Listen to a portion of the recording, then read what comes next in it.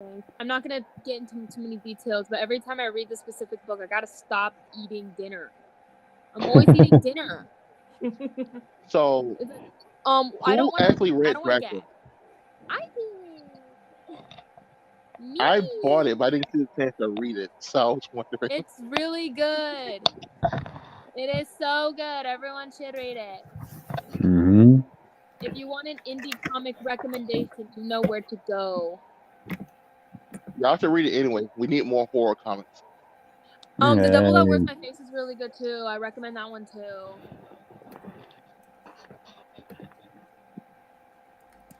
What's more horrific than a Doctor Doom T-Rex? You tell me that. 2 Dr. Dooms. Doctor Doom is an interesting character, isn't he? Mm-hmm. So he's my father, bro. So fun fact. Aw, Jake, you just like Jake. You just like him because he hates Reed Richards as much as you. Is there any reason to doubt that? Is there any bad? So fun fact. When I was doing my Twisted Wonderland live stream with one of my friends, I wanted to play the song from the game itself from Twisted Wonderland. That was important to this event. But then I remembered, oh yeah, it's Disney. Crap, I can't post it. You try to get us copyrighted? I know, that's why I didn't do it. Mm-hmm. Also, the socials are up, by the way. Oh, perfect. Do.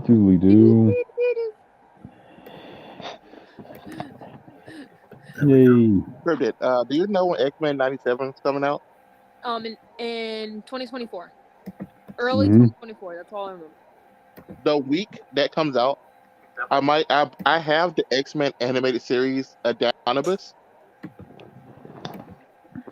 so I might review that on a Thursday. That week it comes out. We also might have to review that Monarch TV show, but we'll see how that goes. Yay. If me and you both like it, we can do it on Thursday. Only 2 people are in it. You can do it. I have enough thoughts to. Well, maybe I. Wait. Let me see how many thoughts I can get to and see if I can make it an hour. Oh yeah, I remember. I was trying to find that really funny thing from Gamma Flight. Hold on. No. But to be fair, you know Captain America: Cold War Aftermath came out today. November 27th. I don't care.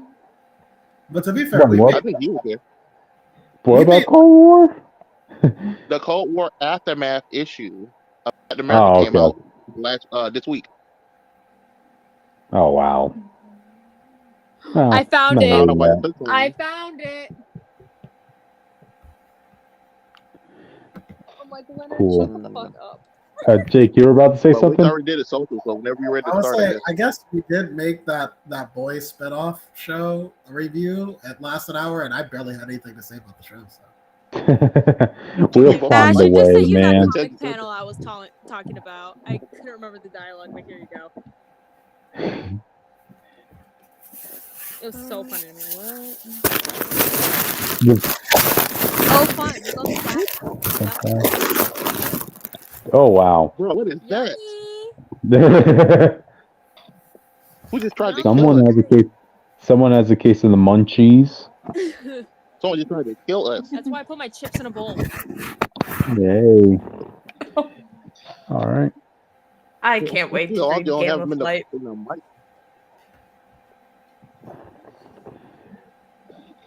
Oh yeah, I forgot. I gotta also read the Justice League Godzilla issue too. Oh, yeah. I have Scarlet Witch number 10, but I don't plan on. All I know is apparently Sloth and everyone was losing their mind. Bro, he got his. This means canonically Johnny Storm is stronger than Superman because he also fought Godzilla. Listen, he didn't fight legendary Godzilla. This is a different Godzilla than the one. Oh, okay, yeah. He fought the 1978 version. This is roided up on nukes 2 times legendary Godzilla. Okay, 2-time legendary champion Godzilla. He defended his title 2 times in a row. Okay. I'm just saying, Ash, you need to be a part of a very specific Discord server one of these days because you will see Jake talk about either Yu-Gi-Oh or Godzilla, and it's not even fun. Put Godzilla in a ring with Dwayne The Rock Johnson, and then we'll see whose contracts overcome the other. Like, oh, that's gonna be a. I could take him. Funny. I could take him. If you think Dwayne The The Rock beating every Japanese The Rock player, contract isn't beating pure plot armor. Okay, it's not overcoming plot armor. if you think Toho's gonna let Dwayne The Rock Johnson be their mascot, okay? I'm happy that Toho doesn't even know who The Rock is. Yeah. Ooh. All right, guys. Ready to start us off? Yeah, sure. Okay. All right. Welcome to Comic Fanatic Live. You're here with me, Cryptid Seeker 415. Will I be talking about a good Jason Aaron book today? Who knows? Please, God, no. It is I, Jake Tylenol, the one who heralds the king of the monsters. Oh yeah, it's my turn. They've been here in a minute. It's Austin Ace Comics. I'm just here to support Witch, to be honest. I'm Richter, also known as the Witch of Jotunheim, pronouns they, he. And y'all gotta put some respect on my boy Clarion's name. He is the Goth Witch. Yep. And I'm Ash, obscure character historian and Johnny Storm simp. Yay. You can follow me on my I'll plug my socials later. I've been on here enough. People know Yeah, me. you know the gist. You guys know the gist. All right. Well, give them more of the gist, Witch. Tell them our socials. Oh, okay. Hi. First of all, subscribe to the YouTube channel, or I will tell Ash to send Johnny Storm after you. But specifically the Johnny Storm walkie-talkie, or the one that does his silly little dance. I don't know yet. I haven't decided. Anyways, you can follow us on Twitter at ComicFanatic69. Most of the updates will be on there. And if you want to follow for less frequent updates, please follow the Instagram at ComicFanatic 2.0. I keep forgetting to post on there sometimes. My bad. I do that with all of my social media. Anyways, speaking of my social media, if you want to follow me, you can follow me at Witch of Jotun with an E. You get the gist. Like, that's my Twitter. You get the idea why it's an E, not a U. Shut up.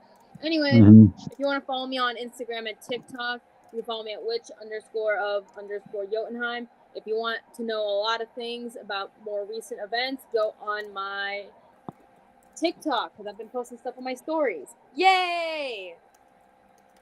Yay. Because we skipped it together, we formed the Fanatics. We talked about comic news and all this other stuff. All right, we're done. Yeah, sure. All right. Well, That was the worst Voltron intro I ever heard.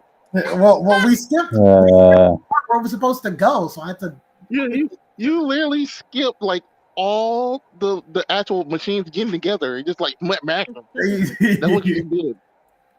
That's what you did. All right, but anyway, what do you guys think about those Fantastic Four rumors? Huh? Okay. I don't know, Ash. What are your thoughts?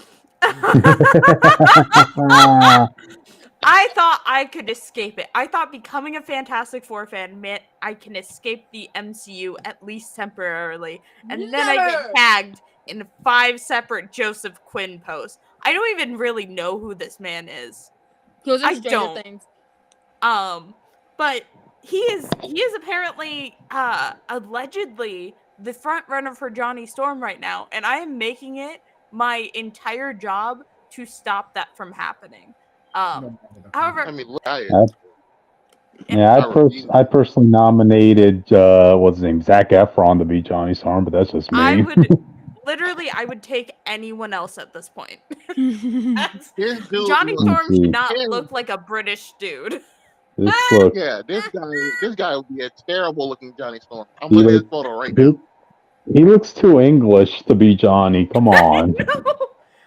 Like, if you make Johnny Storm British, you gotta make Sue Storm British. Or make them both American. What's wrong with Americans, man?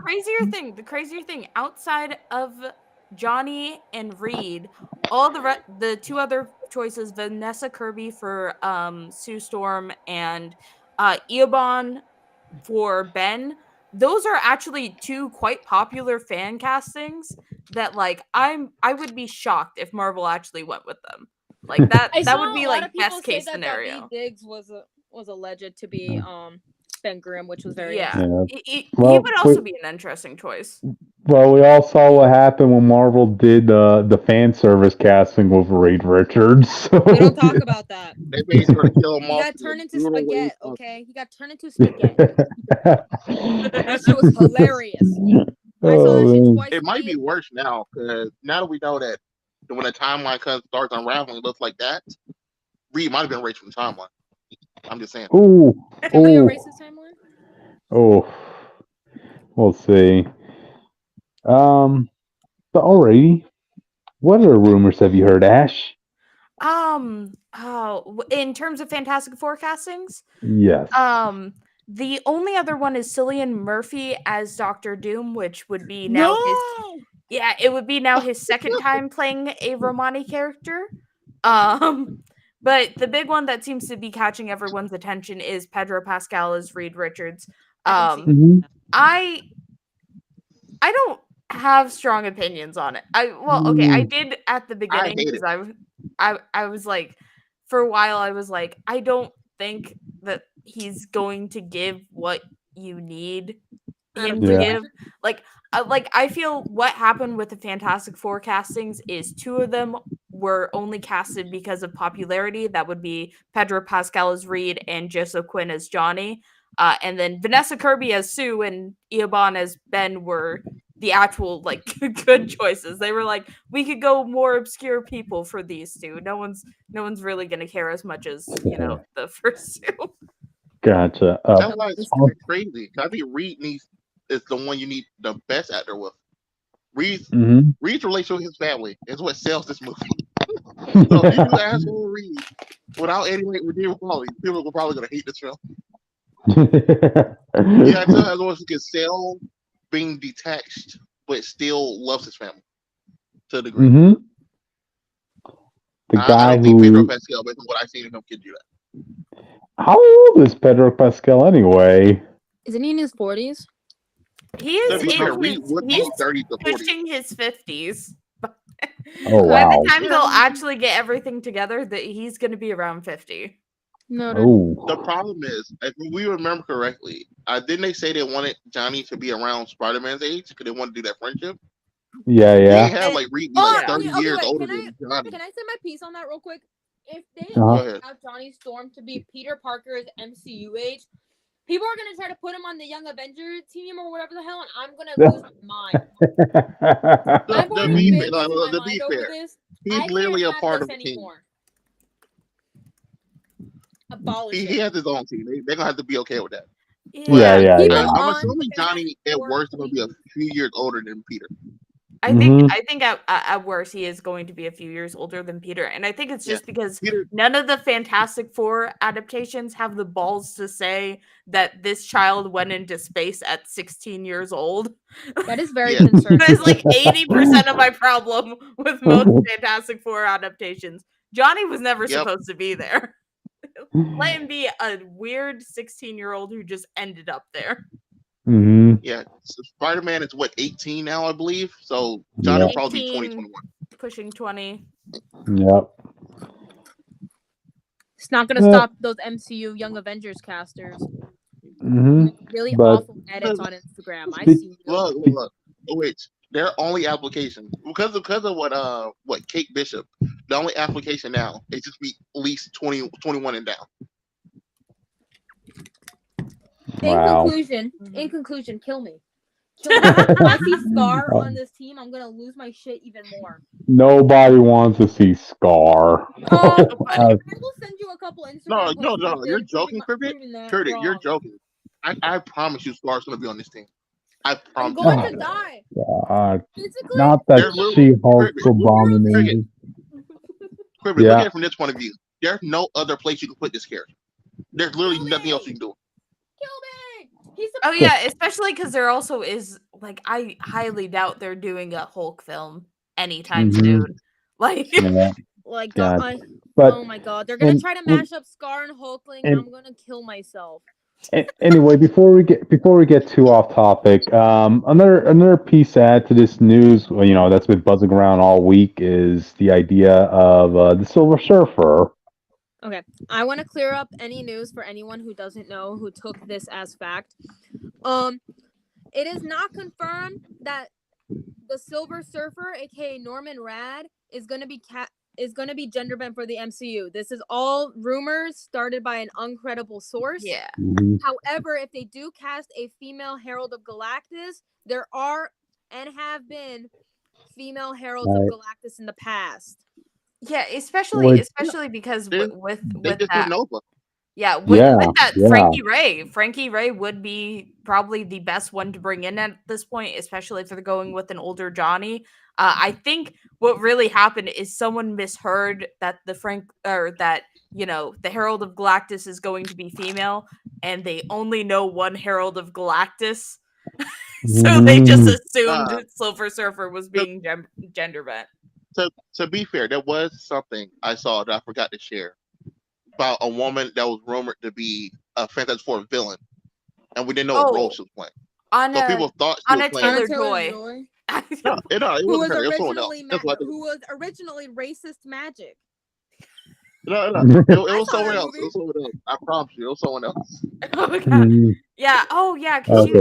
she was also rumored to be in the film, and then the Lily, aka Franklin's Herald, posted and was like, "Hey, look, they might do Frankie and Johnny," and I was about to I was about to attack her. Gotcha. People we also need need to to lie. understand there is a female Silver Surfer. So even if they do a female Silver Surfer, it doesn't have to be Norn Rad. It's not a gender bent Norn Rad. There is a female woman wearing silver skin. That's true. I also As long as think they that they establish it's not they can Norrin. still have Norman Rad, just probably not as the Herald of Galactus. Yeah. Okay, look. It'll actually be cool to get his origin throughout the film instead of him just showing up as Silver Surfer. Okay. Here's my thought as to why they will want to do if they were going to go for the gender bent route for Silver Surfer. This is why I think the reason why they want to do this. Marketing wise, they have to find a way to differentiate Silver Surfer, to staple it as the MCU design of Silver Surfer, right? Mm-hmm. You don't really have much variety in terms of alternate skins or anything like that with Silver Surfer. Skins? What is this, Fortnite? You know what I mean. He has a bare simple design, It's very simple. He's silver. I fair, don't know what they're expecting. Yeah. If they want, they can technically add a secondary color. Does not have to be prominent. Still be mostly silver. That's also why I think that they might go with Frankie a little bit more, because Frankie does actually have a suit. That could work. I mean, when it comes to superhero designs in the MCU, right? It's like they look like, even the costumes that are based off in the comics, they always add like a little bit extra details on the line works or stripes or whatever. Like Spider-Man, right? You can instantly tell that that's Spider-Man, but at the same time, that's the MCU Spider-Man with certain design on his suits. Silver Surfer, how much lines can you do on him? Like, really? To be fair, with the Spider-Man thing, that's specifically because there been like 4 Spider-Man. Mm-hmm. Are they gonna try and outline his crotch? Well, if this is a female version of Silver Surfer, do you think that they have to make it? Do you think? Oh God, I'm just getting dirty now. Okay, I know. They're definitely not If y'all know what Silver Surfer looked like, you know how he had the shadow like underneath some of his body parts on the ankle. That might legit just be black. Is what I'm saying. I have a fun fact for all of you guys here, and I know they're not going to do this in the MCU. I just wanted to bring this up for you guys. So in the Earth X universe, so obviously Galactus is still in it because he is the reason why the other Celestials can't impregnate planets. Don't ask, just acknowledge it and move on. And guess who is the Herald of Galactus in Earth X? Thanks, who? It's Franklin Richard. Ooh. Oh. Yeah. And Franklin. Yeah, also, that was Reed supposed to be the twist Richards on is Franklin technically making him the hero. Yep. and technically Reed Richards is the new Doctor Doom in that universe too. Mhm. Thanks, Alex Ross, for Yeah, making they my love whole doing life that. more complicated. This is the same universe where they made Captain America, aka Steve Rogers, a freaking angel for some reason. Also, yes, Wyatt Hey. Wingfoot is in this universe. Hey. Wyatt Wingfoot is Falcon. I got to find that out from my Wyatt Wingfoot month. No, it's funny. Okay. I Earth love it. X also has a I told female you Silver about it Surfer. first. I told you about it first. I will make Gotcha. sure to mention that. Okay. Earth X also has a female Silver. Okay, Jake, you've been surprisingly silent in this Fantastic Four topic. Any thoughts? He hates Reed Richards. No. No, his dreams have already been satisfied in Multiverse of Madness with Reed. Really, I mean, it's like female Silver Surfer. Yeah, I don't even know if it's a rumor. Who cares? I don't really have any strong opinions here. Remember, the Sentry Stephen Yeun casting was a rumor until it pretty much got confirmed last week. So, Oh yeah, I forgot Robert But as I Kirkman said then, I don't know what the final product is gonna be. I would have to see it, and then we could go from there. And then I could say, hey, you fucked up, or you did good. I don't know. So, gotcha. But anyway, guys, I think we spent way too much time on this topic. Any final thoughts before we move on? If Joseph Quinn Do it. gets cast as Johnny Storm, Kevin Feige, I will be in your walls. I'm Yeah. already in your walls. Oh yeah, I will I'm be already more. in his walls too. We're me and Ash Gotcha. are roommating right now in Kevin Feige's walls Hopefully. because for me it's Young Avengers. For Ash, it's Fantastic Four. To be fair, for me, Gotcha. it's also Young Avengers. Yeah, we gotta fight Gotcha. this back. It's like we gotta fight for the Young Avengers and the champions. Like we gotta Okay. fight for them, man. Okay, speaking Kevin of Feige, do it, you coward. Do it. okay, speaking of fighting, that relates to our next topic. Who wants to announce it? This is Jake. a private chat, by the way. it Jake. seems like karate's coming back to town with It's Jackie fit. Chan and Ralph Macchio will be in the next Karate Kid movie.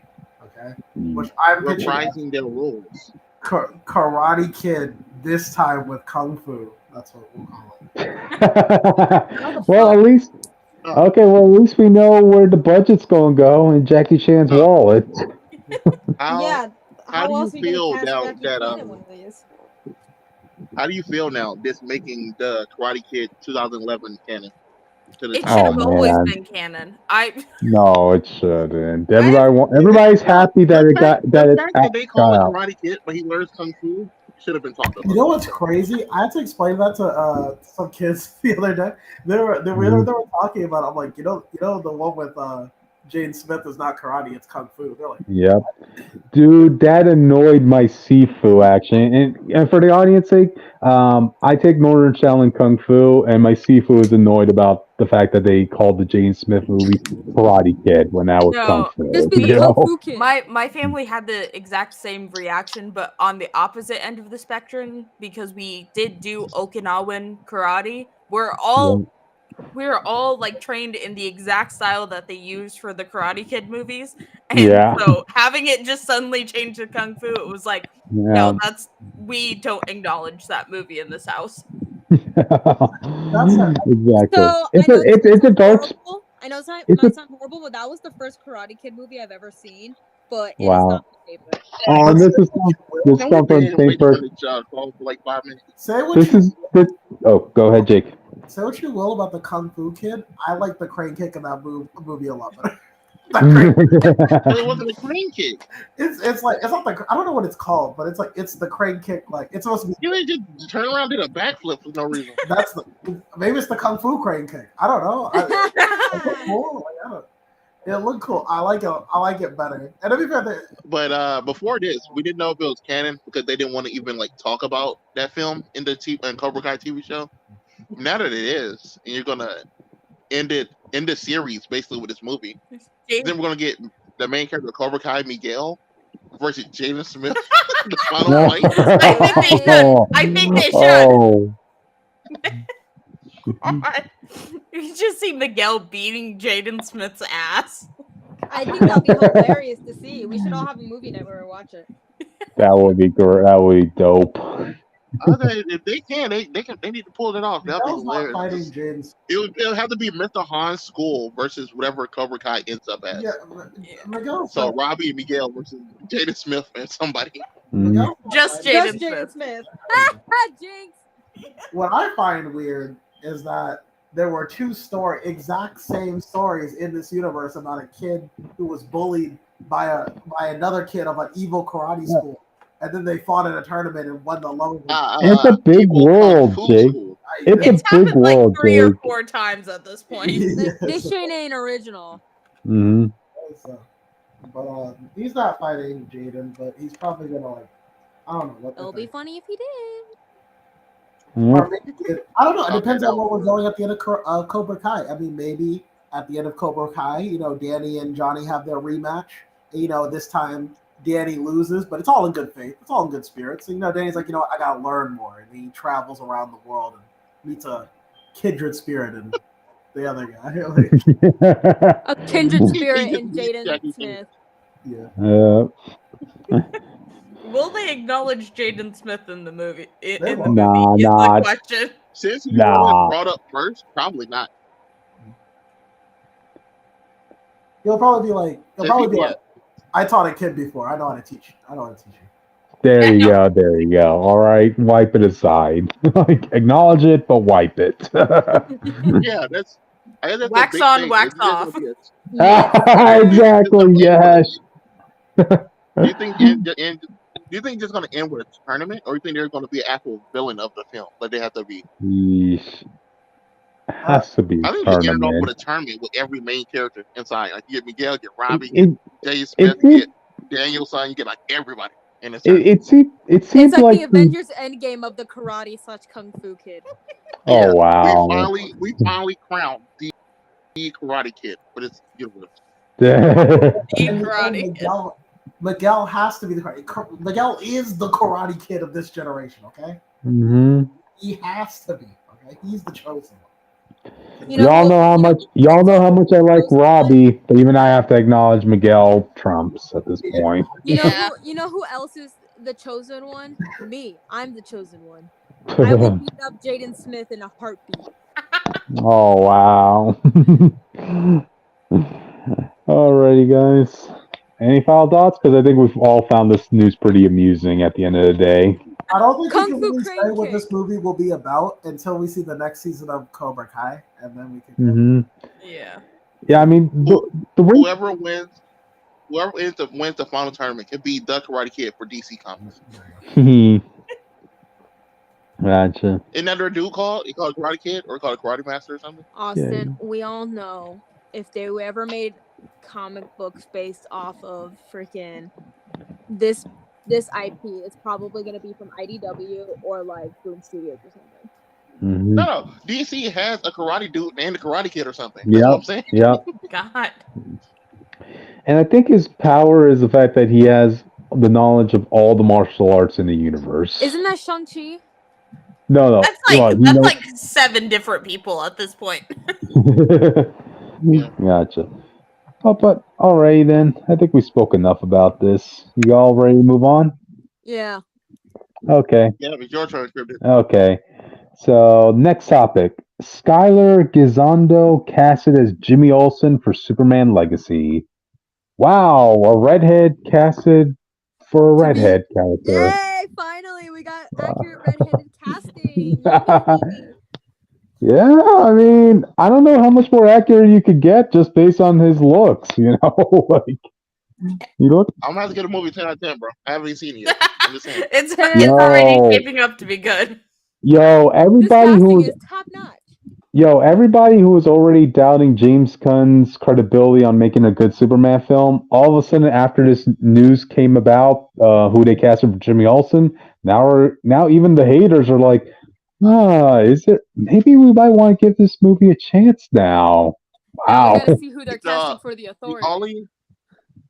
The only cast people are worried about is he did Nicholas Holt as Lex Luthor, the guy who played Beast in the rebooted X-Men I think he timeline. can pull it off though. I seeing him in the menu.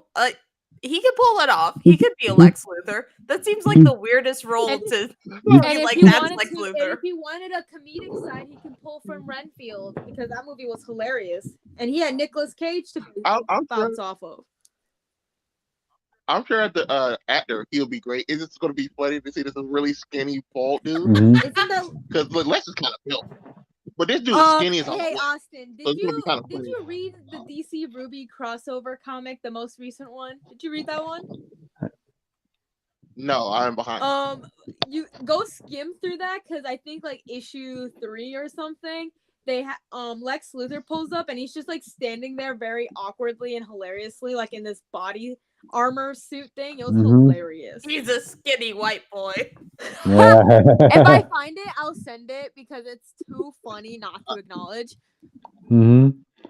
And I still need to watch. Nah, bro, I need the part 2. Lex that was going around tables and beating people up in his office, man. That's what I want. We gotta remember these are the younger day versions of the Superman family at the moment. So Lex will build up to that body as soon as Superman comes up. You know.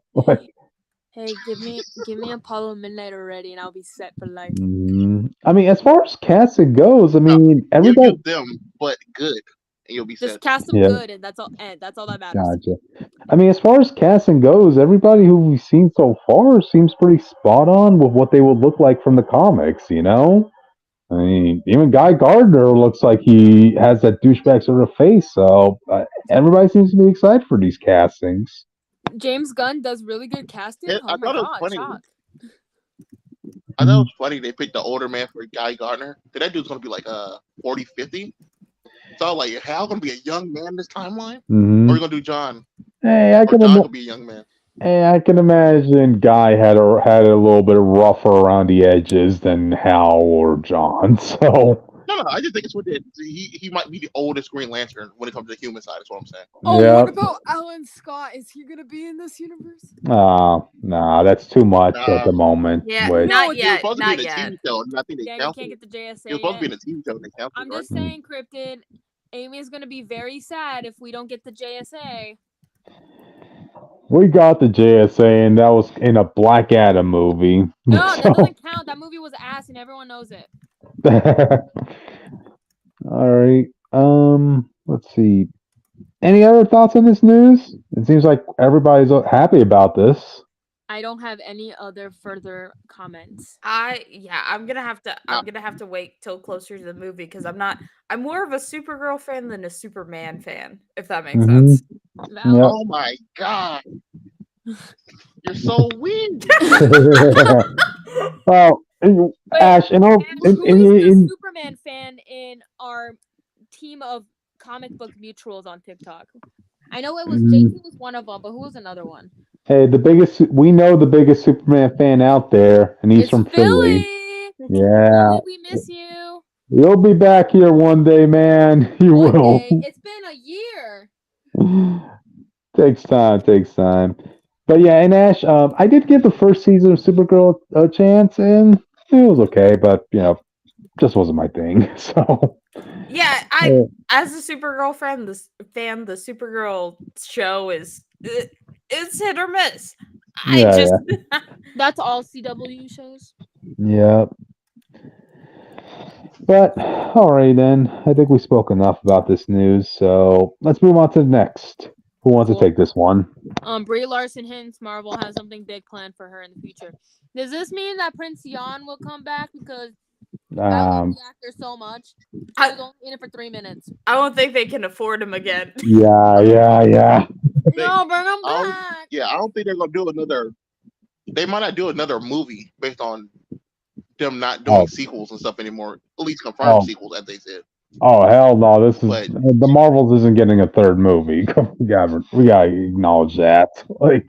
Well, here's the thing. I don't think it's because of low box office sales that they're not getting a third movie. Yeah. I think because by the time the Marvels 3 or whatever they're gonna call it, by the time that's going to be even starting to be discussed, Kevin Feige will have full rights to the X-Men back, and he will not give a single fuck about anything else. Oh, that is true. That is so true. Because he's only going to want to do X-Men. Because people only care about the X-Men. No. that's not even a joke. Like the next time she shows up, her big moment is probably gonna be getting sucked by Rogue. To be honest. Oh, That would be fucking- oh, that would be there you go. hilarious. You know what the moment I wanted them to have with her? I want to see her get beaten up by Kang. No, show me how intimidating King is. I don't want him to be defeating any multiversal version of Captain Marvel. I want him to be beating this version of Captain Marvel to show how Yeah. menacing he is. Cryptid, Yeah. what do you have against women? What? No, she's the strongest. She's the Yeah. strongest superhero in the heroes have. Cryptid, Look, what do you have Strong against women walk in the room, you just decide to walk out, huh? She could literally kickstart a sun. That's how OP she is. Yeah, but that's kind of Yeah. her thing. And yet Thanos beat her, got the gauntlet. Oh almost nah, won, and it she wasn't Iron Man. barely bleeds. She was just like that was a ring out, and Thanos needed, and she took an To be infinity. fair, as the movie shown, she was absorbing power from the Infinity Stones to overpower Thanos. Yeah. She was If losing. it wasn't for Iron Man, the universe would be dead. That's all Man. I gotta say. And I gotta say this: when it came to Thanos, right, to show him being the big bad, how did they introduce him in Infinity War? He kicked the crap out of both Hulk and Thor, two of the heaviest hitters the Avengers had on their team. The heroes had, Cryptid, you what? know. I'm gonna ask So- you this They one more kind of time. hold us, I need so you we to didn't see the answer Thor this. fight. Cryptid, I need you to Yeah. answer my question. You have not answered my question. Go ahead. What do you have against women? Well, I don't have anything against women. I just have a problem with how the MCU has been portraying specifically the character types of Captain Marvel and, of course, She-Hulk. You should also be putting your putting that logic towards Doctor Strange and Iron Man, especially Iron Man. By that logic, Doctor Strange got his ass kicked by Iron Scarlet Man Witch. is dead. exactly. I will spit on his grave. I'm not really sure about the I don't She-Hulk care thing. what Daystar has to say. I will spit on this man's grave. No, we all spit on MCU Iron Man's grave. We like comic Ooh. Iron Man. Leave him alone. No, He I'm might not have gonna doomed the leave him galaxy a alone. couple times, but he's He saving the is universe. he is the reason for like most of this shit happening. That is true. He's the reason First of all, him making Ultron made Vision. He didn't make Vision. He Yeah. might have ruined Wanda's life. He deserves it. Wanda deserves it. That's number two. He ruined deserve every Spider-Man. backup, I promise you. He ruined Spider-Man's life. Yeah, basically Also- Mysterio No. doxed the Spider-Man's child life was because already Iron going to Man be is a ruined. big He was trying to date that girl. He was going to find out about that guy being a villain, basically. Also, I'm saying Mysterio doxed the child. just so we're clear, to be fair, I lost my train of thought. Hold on, I forgot it. Okay. Oh yeah, wait. Me and Jake rewatched No Way Home. Mhm. If you rewatch No Way Home, I mean not No Way Home, Far From Home, and Civil War, no, Mysterio remembers people laughing when Tony Stark says barf, but no one laughed in the actual scene. Damn. Like no one laughed at his invention. He just Mhm. thought he That's just how Mysterio heard the name and he just assumed people laughed at him because he's like that, yeah. But no, Iron Man gets his ass whooped. Iron Yeah, Man Iron should Man get his sucks. ass whooped all the Always. time. I like people. I like my characters who suffer. Except for White Wingfoot, he deserves the world. I'm okay with a little bit of suffering of the Bobier twins, but just a little Right. bit. Also, Cryptid, not for nothing, but Carol was not winning a lot of her fights in the Marvels. So it was like, it's not like she's been untouchable up to this point. She was literally Yeah, getting yeah. ran over. No. Her real dilemma was having to switch places with Kamala and Monica. That No. was not the main dilemma. She couldn't win that Did you fight not because watch the villain this movie? specifically had a counter for her powers. Oh yeah, that thing that absorbed her powers. So she couldn't. Also, she was win. also dealing with stuff with Monica, like emotionally, and also like No, but it's not like she doesn't have that much of a relationship with Kamala, but she has to be like this main thing for Kamala. Cryptid wants her to have a physical battle, and I'm saying she had a challenge. She was fighting a villain that literally had a counter to her powers. That's what I'm saying. So Okay. Yeah, but she was doing that with two other people. Yes. They're not really even before that point, there was no way she was gonna win. Every time she fought her by herself, it wasn't like she was like winning because she couldn't she had to use her fist. She couldn't actually use her powers. That was what throwing her off. No, I'll have to go back and watch those fight This scenes, and I woman don't is want strong one. enough to knock Thor to another country. In the what if, but yeah. They're the same person. And that's the thing, but I haven't seen her do anything like that in the movies. We saw her power up a sun. If she, To be fair, to be fair, you keep bringing it up. That's not really impressive because it's just a byproduct of her power. She can fly to a dead sun powered up because the nature of what her power is. With no restraints, she's not putting out the power to make a sun. With to repower the sun. With no restraints, like she just came out of that all fine and dandy. Like she just flew into a star and her power expanded in the star and it just relit the star. That's it. It'd be like if you put a battery into a remote, the battery isn't stronger than you. It's just that it can power up the remote itself. She gave this on like a new battery, essentially. You need a new battery, loser. But yeah.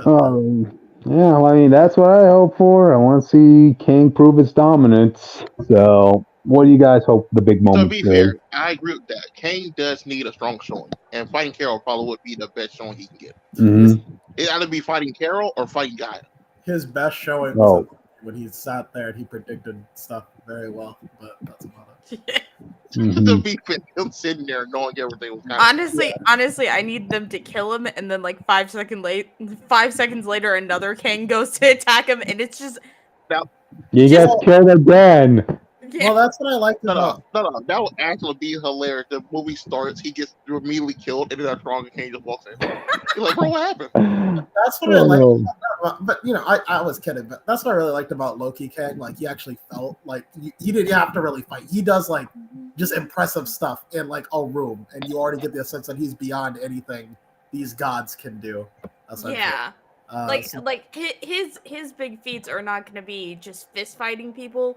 They're going to be fucking with people, like mentally, emotionally. Krypton, I don't know if you remember the first time we ever saw Kang. Not only was he effortlessly like negging Loki and Sylvie together, but he also at one point he pulls out the script of the episode and says, "I knew exactly what you were going to do the moment you walked in. I have this written down right here, all your dialogue right here, like that."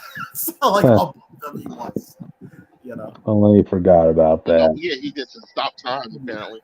So, there you go. But I feel like we're done with this topic. Yeah. All right, then. Okay, guys, audience, tell us what you hope to see for Captain Marvel in the future in the comment section. So, alrighty then, let's move on from media news to comic news. Who wants to start us off? My turn. No. Go ahead. It's my turn. Go ahead. Ultimate Spider-Man trailer. Thank God. I gotta say, I just posted that an article on this comic, and they established that this is going to be the ultimate fan service comic. It has a lot to deliver. No. In the article, it says that giving back his family and the book by his family is the ultimate fan service for fans. Yep. Brief audience, I kind of agree. This comic basically gives you everything you've been asking for Peter for a long time. Yeah. It's funny. The original Ultimate Spider-Man was a teenager because that was the type of story we weren't getting for Spider-Man. And now he's an adult because that's not the type of story we're getting from Spider-Man. My question is, if you like, I get the teenager thing. You don't want to go back to that. So that was acceptable back then. But if you, the publisher, are aware that there is a huge market for this type of story, why is he just not doing that in the main book or working his way to that in the main book? That just seems because screw you, he's not allowed to be happy. He's Batman. Right. I guess. They have a status quo to meet, Jake. Oh, why? If you know, like Mary Jane, you think Mary Jane's best Spider Girl. That's why we moved her to the side. You can't be happy. But it's like a status quo that's there for no reason. If even your publishers and your marketing team know that this is the direction that fans want, just go in that direction. Continuity. I don't even understand. Jake, listen. If I feed you the bare minimum, when I find you something good, you'll eat it up like candy. Okay? I suppose so. Jake, we all know the Zeb Wells Spider-Man run still sells, even at its lowest, even its poor reception, so that it could sell. Right, but imagine it doesn't make sense. We can make so much more. Like I'm gonna look up the sales. I'm gonna look it up while we're look up them sales. Here's I the thing. I just don't know how you can be self-aware to understand that fans want this, but at the same time not give it to them, but say, "Hey, it's in this timeline." I understand why they can't have MJ and Peter be back together. Kind of. I understand why they can't let Peter have a family, but why can't you make Peter look hot with a beard? Okay, that's like 80% of what's selling me on this book. Is just the fact that I would fuck Peter finally. He needs to have the Boy Scout look. Right. We got Rick Jones for that. I would put this last month. Number 1, Amazing Spider-Man. Number 4, Amazing Spider-Man. Number 7, Amazing Spider-Man. They have like 7 different variants. And keep this in mind. Are all that Zeb Wells runs, just each issue. And each issue is still in the top. Even the old issues are still in the top. And keep this in mind. This current arc of Zeb Wells' run is that Rick Rap character who's god awful, yet it's still selling. But I'm saying we can get to number 2. Week 1, number 1 next couple months. I'm just saying we could be in the best spot for the longest time. Why settle? That's my question. That's what I present to them. They're number 1 right now. No, issue 30, issue 34, number 1. Oh. Issue 35, 4. Issue 36, 7. Issue the annual number 12, and there are like 2 more. So is the main book still number 1, or is it like? Yes, the latest issue for the main book is number 1. Rick Rap saved the day for Spider-Man. Get number 1 money. Listen, I'm just saying, pitch more money. What's the worst that could happen? If people buy the book anyway, just do what you know people are gonna like. Just do whatever you want at that point. It's very bizarre. I just don't. It makes no sense to me. Yeah, but let's talk about something that does make a little bit more sense. We're gonna have the Green Goblin in this story, and he looks exactly like the one from Tobey Maguire's first movie. He's a mixture of the new Goblin from 3 and Green Goblin from 1. Yes. But I believe he's a hero. So people don't know, if you didn't read the issue of Ultimate Universe number 1, May Parker, Norman Osborn, and Emily Osborn just died in a nationwide attack. Yeah.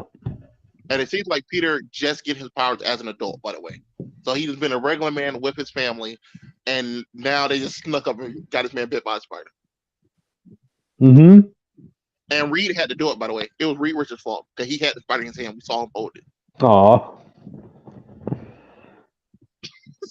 So Reed Richards might just ruin this guy's life. I want that on record. Oh, wow. Allegedly, he's working with Stark too. Osborn is, or whoever is in the goblin suit. Whoever has the spin juice. We believe it's Harry. It just makes the most sense. I believe it's Harry. It's either gonna be Harry or Normie, who is Harry's kid. Oh, Normie? But you have if Peter my has interest. 2 kids, I believe Harry at least has 1. Mm-hmm. If Ash, to be honest, I'm expecting all the major Spider-Man related kids to be here. I'm expecting Dylan from Eddie Brock's to be here, Normie's, and someone else had a kid. Brady Brandt's new kid probably will be here. Oh, okay. This is what I get for my Spider-Man ban. I refuse to read Spider-Man. I know exactly how you feel. I gave up on Zeb Wells like after like the issue with Tombstone beat him up. Oh yeah. And then you jump back in for that Craven arc. They suck you back in like that sin juice. I'm a Craven fan, okay? And then they'll do evil Spider-Man. I want the Spider-Man who glides. I want to be on the glider doing crazy stuff. And I'm a Dr. Octopus fan, and Zeb Wells gave him a massive upgrade. See, my favorite characters go to that book to die. So oh. I'm so glad that Johnny is nowhere near that. Ash, Zeb Wells. Johnny comes in every now and then. He don't do anything. Exactly. Oh no. Hey, Ash, did you ever see the response Kamala had when after she came back alive and she had to sit down with Spider-Man about what happened? Yes, I did. Yeah, she's like, Oh my God, Spider-Man! You're telling me I saved the world? I was like, Kamala, sweetheart, you did that years ago. This is the biggest moment of her life. Don't ruin it for her, Ash. I'm Yeah, not not She though. already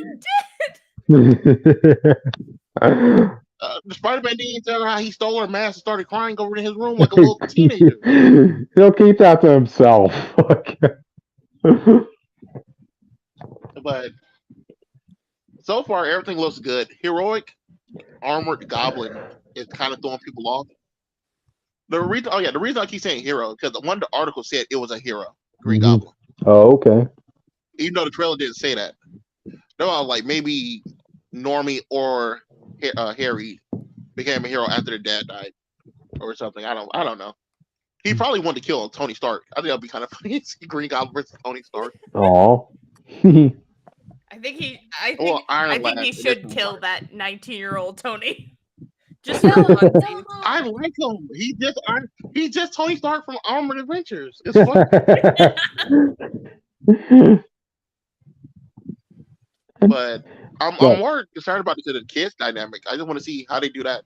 I want Normie and the rest of the kids to be here. That's a relationship people have been asking for since Dylan and Normie showed back up. Yep. It's weird that everyone around Peter has kids that are around the same age except for him. Well, I gotta say, once this issue comes out, this better be like #1 seller that whole month. Every issue of this book better sell #1 forever, as long as it keeps coming out. Yeah. For Marvel to finally look at it and be like, maybe we can give them a family. Let's restore Jake's faith in the fans on this book. Y'all want? I already have multiple money. I got money already put away to buy every variant. Oh wow! I was just gonna buy the ones with Mary Jane, but that was just me. So no, I'm buying every one for the first issue. Wow! Just to prove a point. Take our money, Marvel. Well, they are already doing that, so I just think regardless, it makes no sense. But Gotcha. Look! You need to stop thinking about this as a company. We're just spiteful people, right? Jake, look at it this way. This is a win-win for Marvel because you can have it be that Marvel's like saying, "Look, we're responding to you fans. I want Peter and MJ back together. So here you are, an Ultimate Universe where they're together."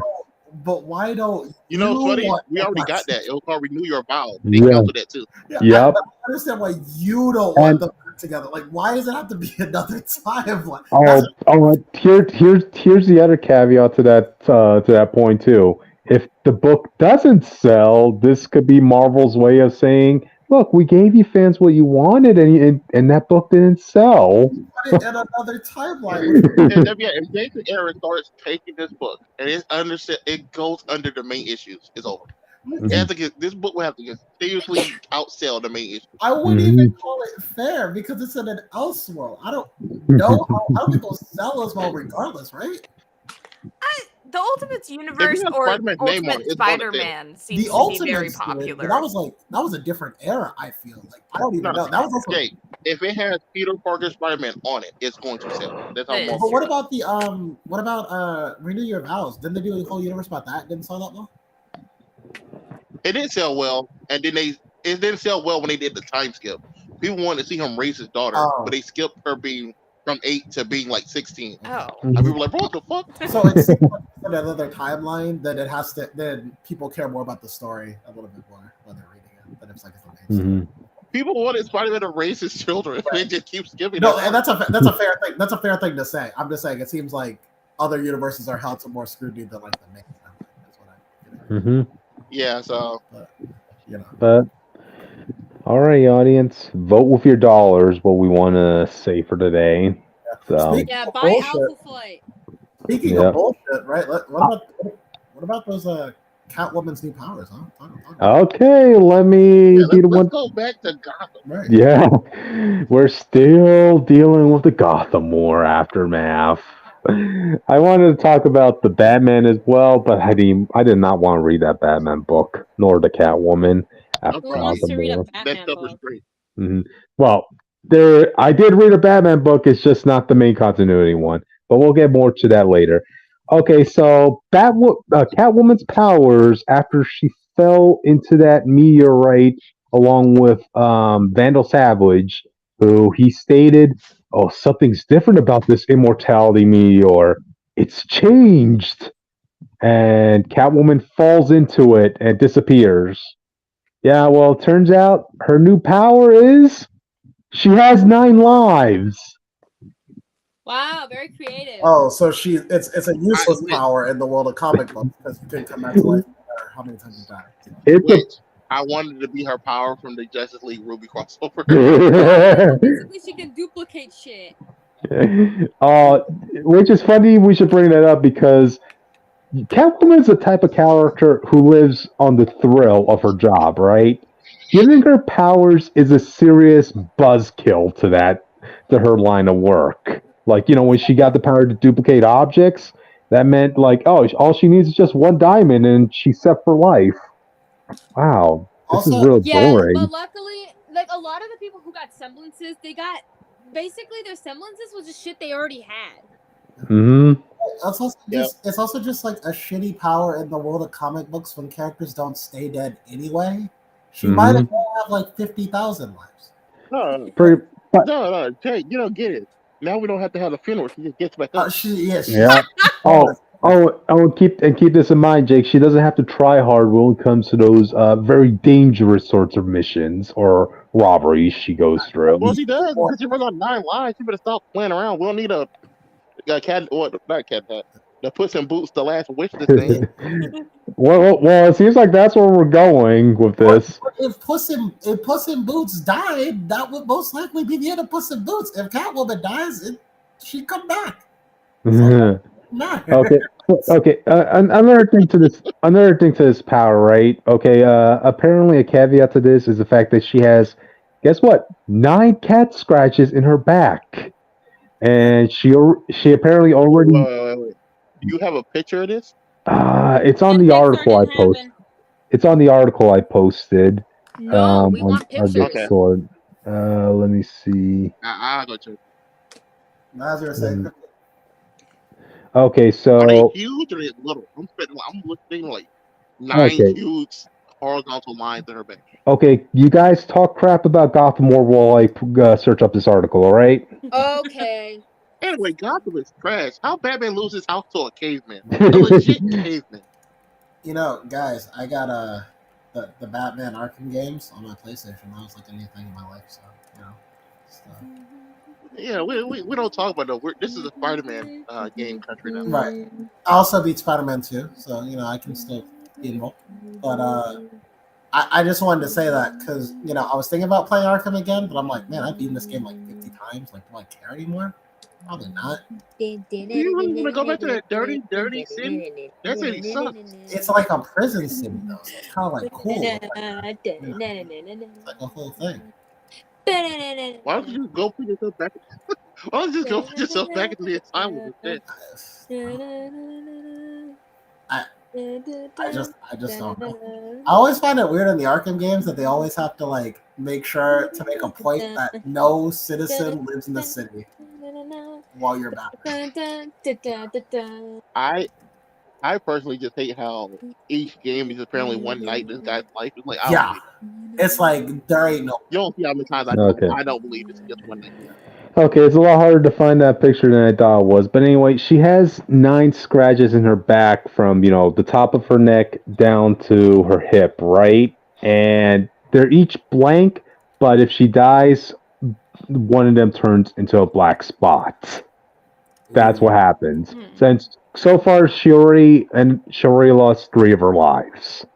She lost 3 lives, and how did she just start losing lives? Like, what do you mean? I don't know. She was in the mid. Wait. She just got the power and she lost 3 lives? Yeah. Yes. Oh, God. Also, this is what bothers me. This is what bothers me about this too. Catwoman has never died up until this point. Well, maybe she had. I don't know. But I guess the idea is now because she has a safe zone, she's now going to be sloppier with her job. No, the problem is though she's not an idiot, and she realized she She was on those scratches like, oh, I have 9 lives. I need to be careful, and so I can maximize these 9 lives. So, Cryptid, do you think death by old age counts? Can you imagine she dies an old woman and comes back young again because it counts as life? Oh, we all know this power is going to last up until she's old. You know, the power lasts when she's old anyway, because she's a comic character. She'll live. Yeah, do they ever age? Right, she'll never grow. Yeah, you know how many times Batman's been 30 with 4 kids already? This is like such a stupid idea. It's Gotham War. What can you expect, man? It's Gotham War, baby. Why can't she just be like or some shit? I mean, she shouldn't have powers at all, but like, we're gonna give her to him. I mean, come on, like, give her something useful. I don't know. Have her powers be okay. Now she has actual claws. How about that? I think it gave her something to go with her stealth. I don't know. Give her some type of invisibility to something. I don't know. Yeah. Something that helps her steal stuff, not just make her immortal for 9 lives. What gave her these powers anyway? The Lazarus Pit. Remember at the end of Gotham War, that giant meteor that came crashing into Gotham that gave Vandal Savage his immortality? No. Yeah. Well, I mean that's Vandal Savage's that's what his whole goal was, to get the meteor back. It landed in Gotham, and he's like saying, "Okay, now I'm going to get my immortality back. Oh wait, something's different about this rock. It's changing." And it turns into a Lazarus Pit, and Catwoman falls in. Whatever. I guess. So do we remember why he didn't jump in after her? Right. I feel like that's why I did one of my powers, but. Also, wait. So if Vandal Savage jumped in, would he have also 9 additional lives? No.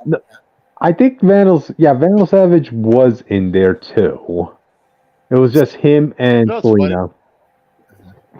You give Vandal Savage 9 lives, I think it'll be a way better story than Catwoman. I think it'll be interesting that him have to deal with he won't be immortal, but he can die 9 times. Oh, well, yeah, because he's a villain, and he could just die and does not come back for a long time. So, like, stakes involved. But, like, Catwoman's, like, Batman's side piece. She's a lover. So, like, you can't go for that one. So, like, Catwoman's just not dying. She's just going to come back, because that's like Batman's, like, main chick right now. So, like, you know, it's gotcha.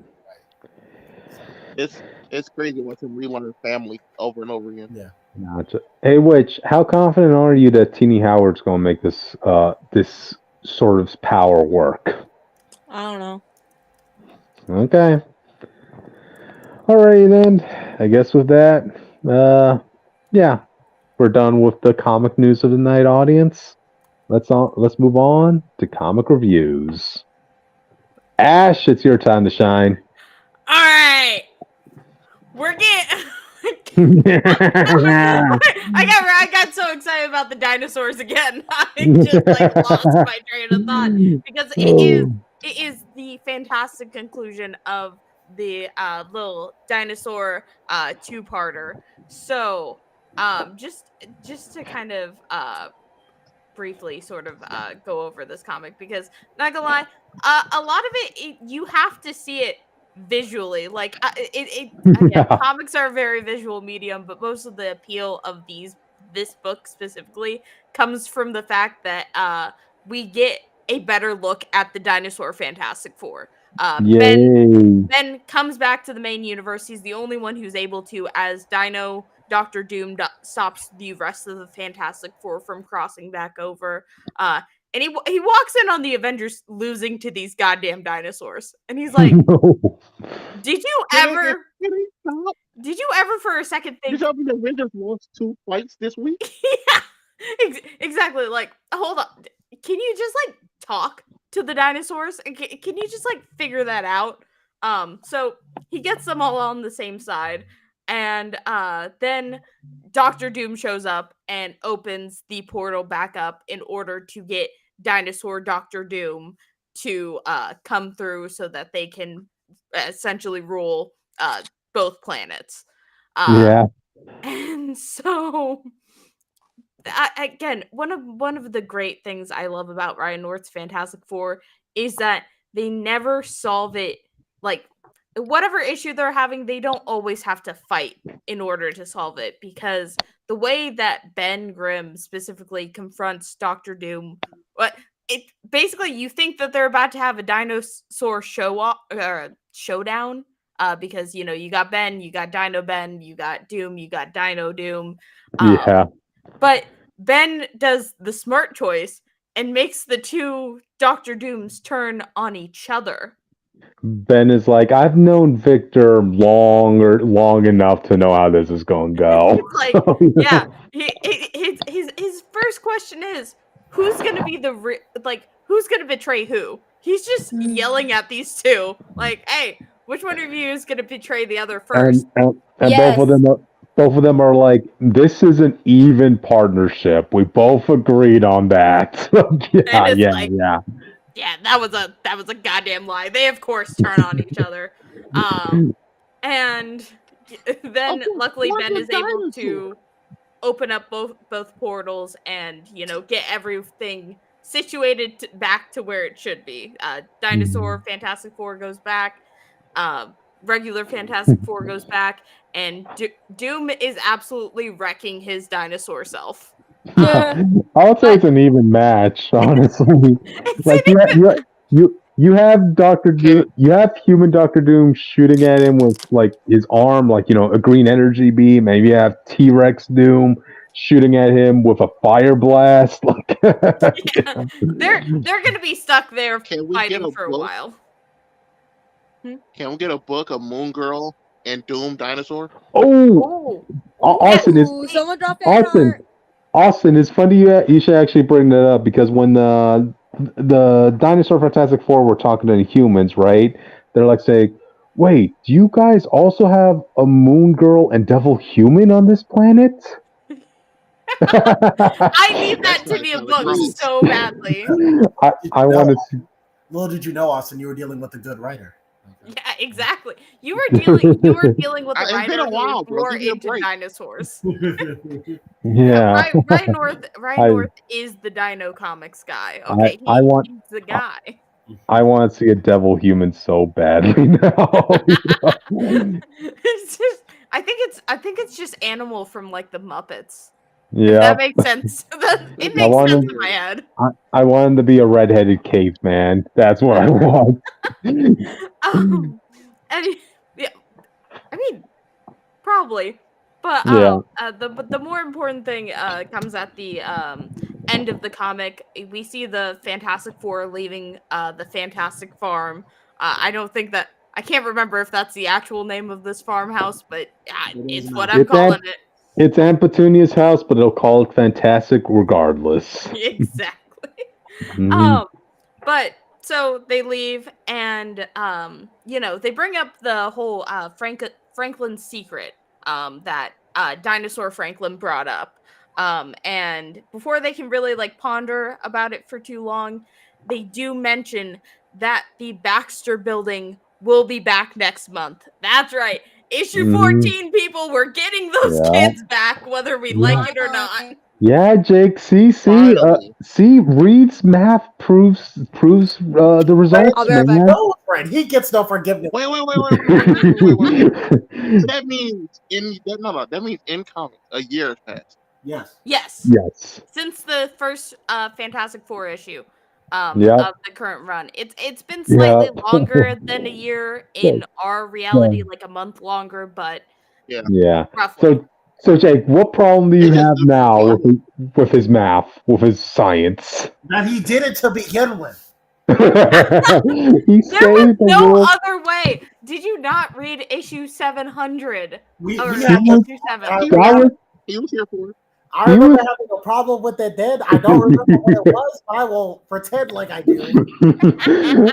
Jake 1 year later he had a problem still. with Dr. Doom tried to go fix it. He couldn't fix it. And then he has a problem with it again. He saved the world. Admit it, Jake. Again. He's a menace to society. Before we move on, I do want to say I have been fully enjoying this run as well. Yeah. But I was with Jake when the book first started. I think we were all worried how did writer immediately just want to get rid of the children. I see. I think that Ryan just wanted some like breathing room because I feel like it towards the end of Slot's run it did get messy because then you had the suddenly the Future Foundation was taken out. Then you had these two random kids put in, Joe and Nikki, and Ryan at the beginning he just wanted he wanted to kind of reestablish the base team first before he really got into dealing with the kids and fixing Dan Slott's mistakes. Yeah. Oh, and also keep in mind that first It issue. definitely worked out for the best. It just Oh. Yeah. like I can't believe he did that. So like I'm so glad he got rid of the kids. And I'm so happy. and also Michael Bendis. Also keep in mind that first issue came not long after Zeb Wells' Spider-Man run started, where there's a crater all of a sudden in New York, and the whole world hates Fantastic Four for whatever reason, which was regurgitated stuff from Zeb Wells' run. So, yeah. Look, Ryan North did the impossible. He took an idea from Zeb Wells and he made it fantastic. Now all I need him to do is make Franklin a mutant again. I think that's what they're trying to lead back up to. They're either leading back up to at least Franklin getting his powers back, or full mutification of Franklin Richards yet again. Franklin to come back, he's like, yeah, Franklin. Yeah, look, I figured it out. All that shit we thought where I wasn't a mutant, that was bullshit. Totally random guy. I have to know. Mephisto came in. Oh my god! Technically, I've been rereading She-Hulk because of Wyatt Wingfoot month, of course. Technically, Dan Slott does exist. He is a person who can just cross into the comics. He was in I think it's She-Hulk Sensational. He was just there. Don't get he's also Silver Surfer's girlfriend's dad. Yep. Yeah. Dan Slott exists in the comics. Franklin 100% can be like, this dude told me I wasn't immune. Let's try and bring Jake back. Jake. Okay, Jake's back. All right. Well, Jake, if it makes you feel any better, the cover for the next issue shows Reed getting attacked. Yes. And by a group of women. He's getting attacked by I forgot their names. From the Spider-Man, that syndicate, had the female Scorpion, the female Electro, White Bunny. The Sinister Syndicate. That's it. The Sinister. Yeah. For whatever reason, apparently Reed pissed them off enough for them to attack him. He's a menace. The rumor is Reed Richards is a great, cute sexist. I'm pretty sure they probably tagged him off the rumor about some of his wife. Yo, remember when he had a sister? Remember his sister? Bro, no one wants to remember that. That's not real person. That's fake. I promise you. You're telling me that they're trying to cancel Richards? Yeah. Look.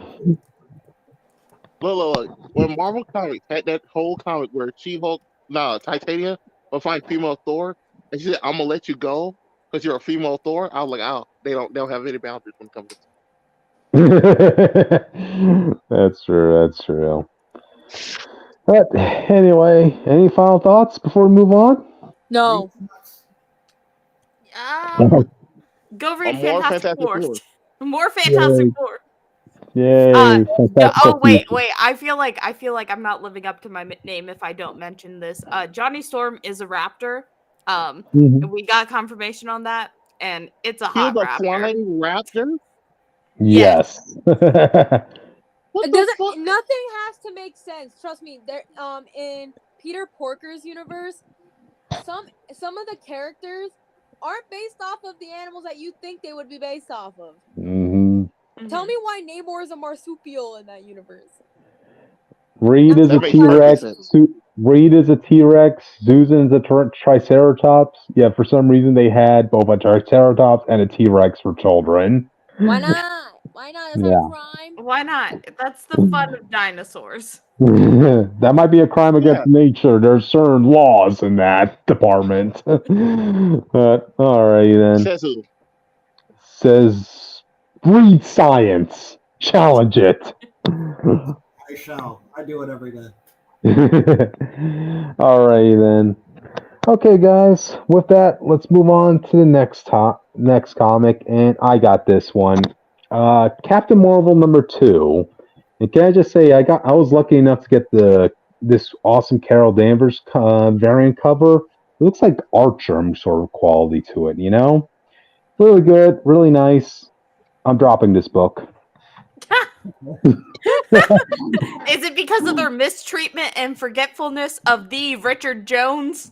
No, has nothing to do with that. Okay, let me explain myself. Alyssa Wong, love your writing style. I see promise with you. You have potential. I loved your Deadpool run. I love the character of Valentine that you introduced. Yeah. And I did like you bringing in Lady Deathstrike in that run, even though it's Cryptid, obvious. you're forgetting about the best character. I did it. You're forgetting about the best character in that book, Cryptid. It's Princess. Who? You didn't let him finish. No, he doesn't get to finish. Forgot Who about was it? Princess. Oh, Princess. Yeah, Princess was cool. In the book. Princess was cool too. But anyway, Song? Yeah, you're gonna forget about her? Yeah, sorry. I didn't like Lady Deathstrike being there because they didn't care about what last place Lady Deathstrike was. Yeah. She's supposed to have the medal that stops feeling fat there in her claws now, bro. And they didn't do it. She was there just because she was Asian. And this book, Captain Marvel, pretty much goes on that mentality. Carol Danvers is the secondary character of this book to the new character Alyssa Wong created. Young girl by the name of Yuna Yang. Seriously, Alyssa, like, I like the books you were writing before, but it's not hard to notice that Marvel's been putting you on Asian-led books. So I was more than happy when I heard that Marvel's like, you know what, you're so good. Let's try you out on other books that are not Asian-led and see what happens. Oh no, I see that. This is who that character is. There was a post on YouTube about Yuna Yang, and I remember comments. I was like, "This is a character that's going to be forgotten about. Like, it's going to become a pretty much." The last issue started off with Yuna Yang, and you know how this comic is bringing the Quantum Band's plot from the Marvels, right? Where you're switching. It's the Nega Bands. It's Nega the Band. Nega Bands. Let's call it the Quantum Bands, all right? Yeah, they're called the Quantum Bands in the Marvels, but they're wrong. They're just the Nega Bands. They're stealing everything from Rick Jones. There's still, it's not always about Rick Jones. It's always about Rick. Regardless, is dead. It's definitely about Rick Jones. Rick Jones is alive. They don't want to fight him. Technically, it's about Gina Spell now. All right, wait, let's circle back. Okay, regardless, it's still just two bracelets that give power cosmic-wise, all right? But anyway, Yuna Yang is this college girl who's stealing magical artifacts to sell to pay for college tuition and this stuff. And for whatever reason, this ties her in with the Nega Bands and Captain Marvel. And apparently... Because she decided to steal from Rick Jones. This is why you don't fuck with Rick Jones. I guess. Or you'll get the wrath of Janice Vell here. Okay, so, Janice Vell's here. Captain Marvel's dealing with him. And, of course, you have the majority of this comic dealing about Yuna Yang.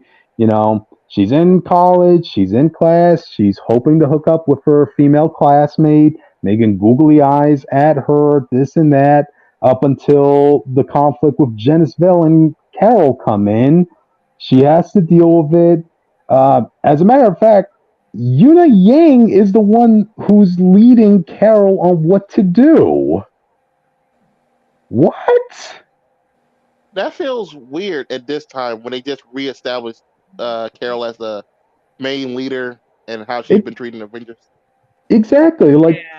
the way she's being written in Jed McKay's Avengers run is the best version she's been written as in years, and she's leading two of the smart. She's leading two of the smartest people in Marvel. You know, Black Panther and Iron Man. Oh, go ahead. I have to ask, did you read Kelly Thompson's Captain Uh, Marvel run?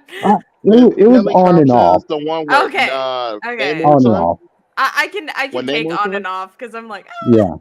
Again, If it's just the one with falling under Namor's the son, character. I'm kind of 50-50 with him right now. Kelly Thompson's run, it had some good arcs, like, when she was working with, Novar, the Grim Reaper of the Inhumans from Death of Inhumans run.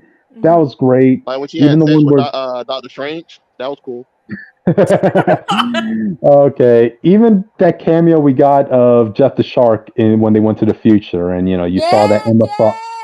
Yep, and you saw Emma Frost that even 50 years later, she chose to stay in her diamond form because diamonds don't age, But sounds like her. question, Ash, have you been? Emma things to do. Go off, Yep. queen. Yeah, question, Ash, have you been reading the Jed McKay Avengers run? I've been loosely keeping up with it, loosely. Okay, because any comic I'm not reviewing for TikTok, I have fallen horrendously behind. Okay, when it comes to Jed her character, I think Jed Kelly McKay did I've been better. keeping up though, semi. When it comes to her as a character, I think it was best in the Kelly Thompson run. But her as a leader and leading the team, I think it's her best shot with the Jed McKay run. Yeah, Gotcha. I just think that Okay. Jed McKay's run is just Okay. it happens. But regardless, this is not going to be anybody's favorite version of Captain Marvel, right? Because she and Una Lang, they're now telepathically linked, and Carol's going to her like, "What should we do with the Negabands?" And Una is actually instructing her on where to go in New York City. There's this magical place in New York City that can hold objects like those. I know of a house that has many powerful magical items and their energy signatures that could be contained. Wink, wink, a magical place. Wink, I don't wink, need you to hint, tell me hint. where to find her booty call. Yeah. Yuna's saying, okay, I need you to go down North 16th Street, past Lexington Ave. I'm giving you directions. Just follow them. And wow, it's the Sanctum Sanctorum. Wow, aren't you surprised? Carol, aren't you surprised at how knowledgeable this girl is? It's kind of funny because Yeah. in some runs they do just down to everyone knows who Doctor Strange is. I mean, Carol would know. I mean, she's an upper tier hero, Like, She slept with him. She better know who he is. exactly. But even then, I have to think about this. Like, Alyssa Wong, do you really think she wanted to write Doctor Strange or wanted to write Bats? No, the one reason why she brought up Sanctum Sanctorum is because she's going to want to write about Wong. Oh, Wong. And I'm like, yeah, the Doctor Strange, the Doctor Strange at the time is busy, so it would just be Mhm. Wong there. Wait, It'll be so is Wong or at the Wong. very least the wife. Wait, no, Wong is busy as well. He's leading his own version of S.H.I.E.L.D. Magical Who else is wise. busy? I forgot about Wong. Yeah. Yeah, so Alyssa, I really wanted you to prove your mettle out there, to show the world that you can write books that are not Asian leads, but even in books that are not Asian leads, you will make it a mission to make it an Asian led book. So I think so earlier I was saying that when I looked at Yuna, so the picture they used was actually a really good picture. It showed off it was the best version of my character design. I remember looking at her design, I was like, this is just any other attractive looking lady in a comic book. To be honest, you could assume she's Nico from Runaways. Right. Do not compare anyone to Nico Minoru. I was thinking I They'll know nothing about her. full They'll know words. nothing about her witch. I don't really have the full words for it, but I think the reason, one of the things that Miss Marvel stood on her own when she was first introduced, her design is great. You know what I mean? Like It's fantastic. It pops out there. You can in any art style, you can identify it very easily. I think with this character, it's like I've seen the 2 different art styles of her. I'm like, oh, you feel like you're a background character. I think when I look at her. So I was surprised to find out she was in the Captain Marvel book. I thought she was in her own book. Which is crazy. Carol has a very good outfit in this book. Say it again. They already have a variant cover. They already have a variant cover dedicated to her alone for this book. Yeah. Mm-hmm. Yeah, I think I've seen it. I think I saw what they posted, but I was like, oh, that's where that picture's from. Okay, I said she's gonna be forgettable, but yeah. I honestly, I will say, because Yuna is basically just modern day Rick Jones. Like even Rick's design.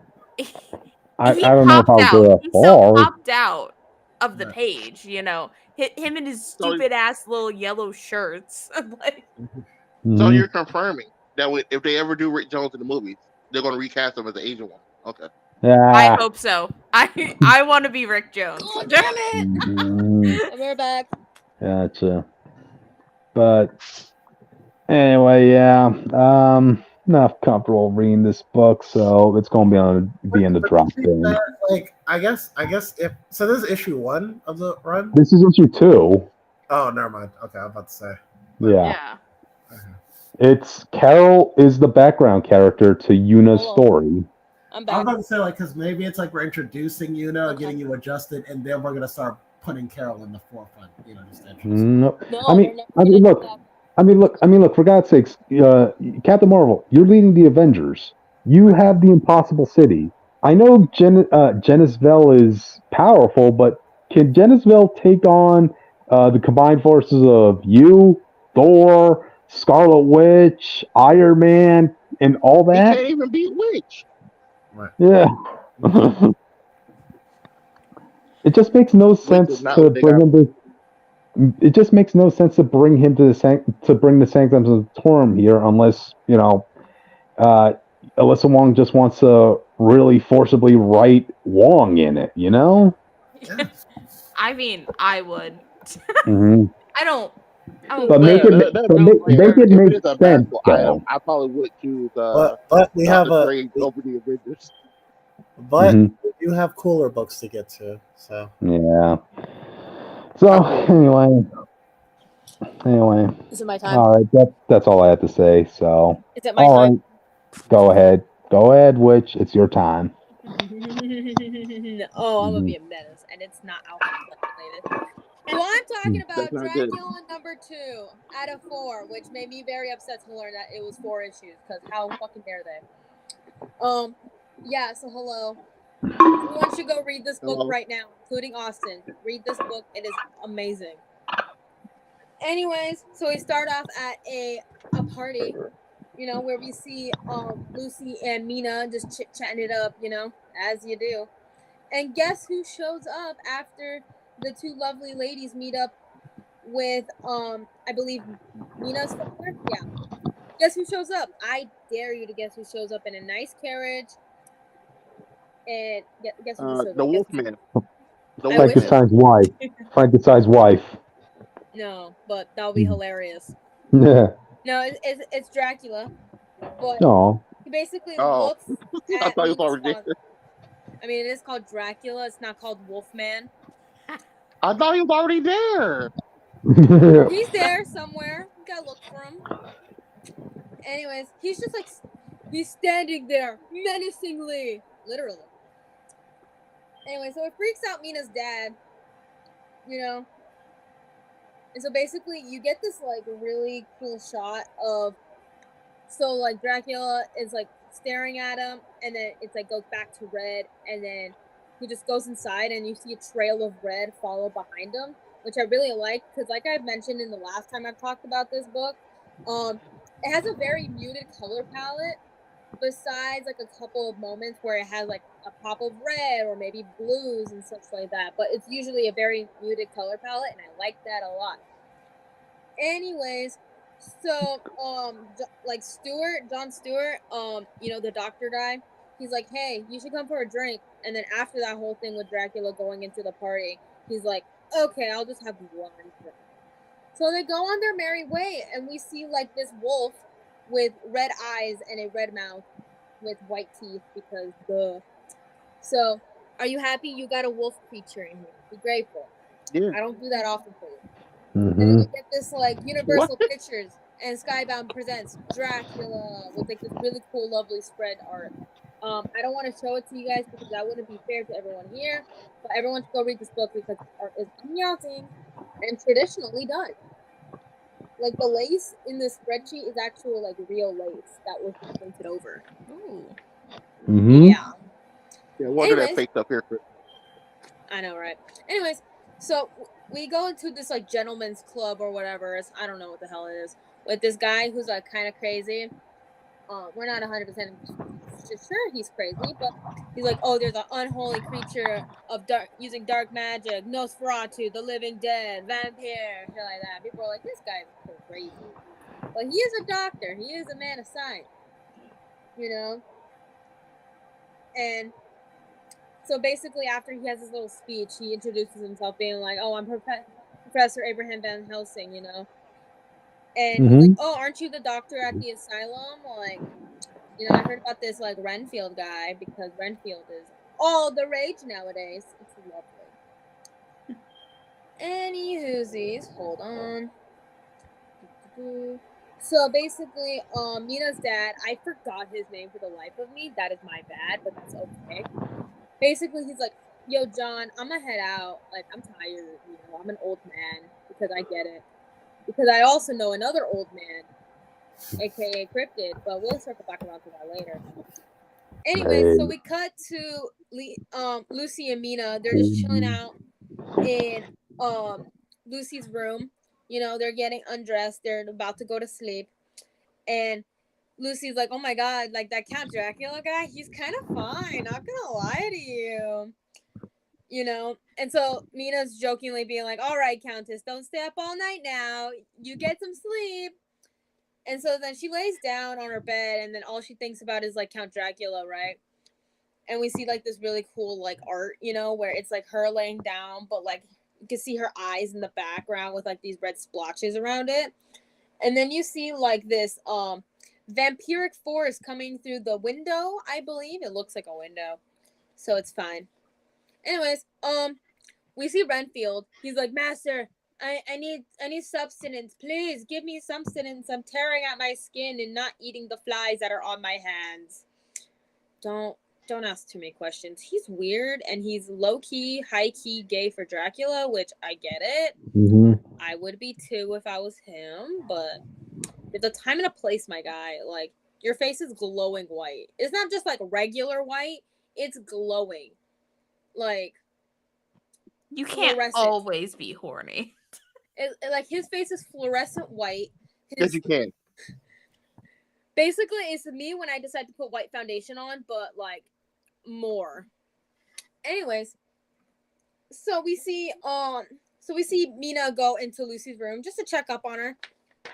And so basically, well, no, I lied. Actually, it's Lucy just chilling out in her bed. So basically, she opens the window and then she goes back to bed, and she's like kind of low key sitting, laying in this position, with her arms by her side. You know, she's leaning on her pillows, like her legs are like kind of up, but like her knees are together. It's kind of hard to explain, but she also seems pretty horny for Dracula too. So it's a twofer, 2 for 1.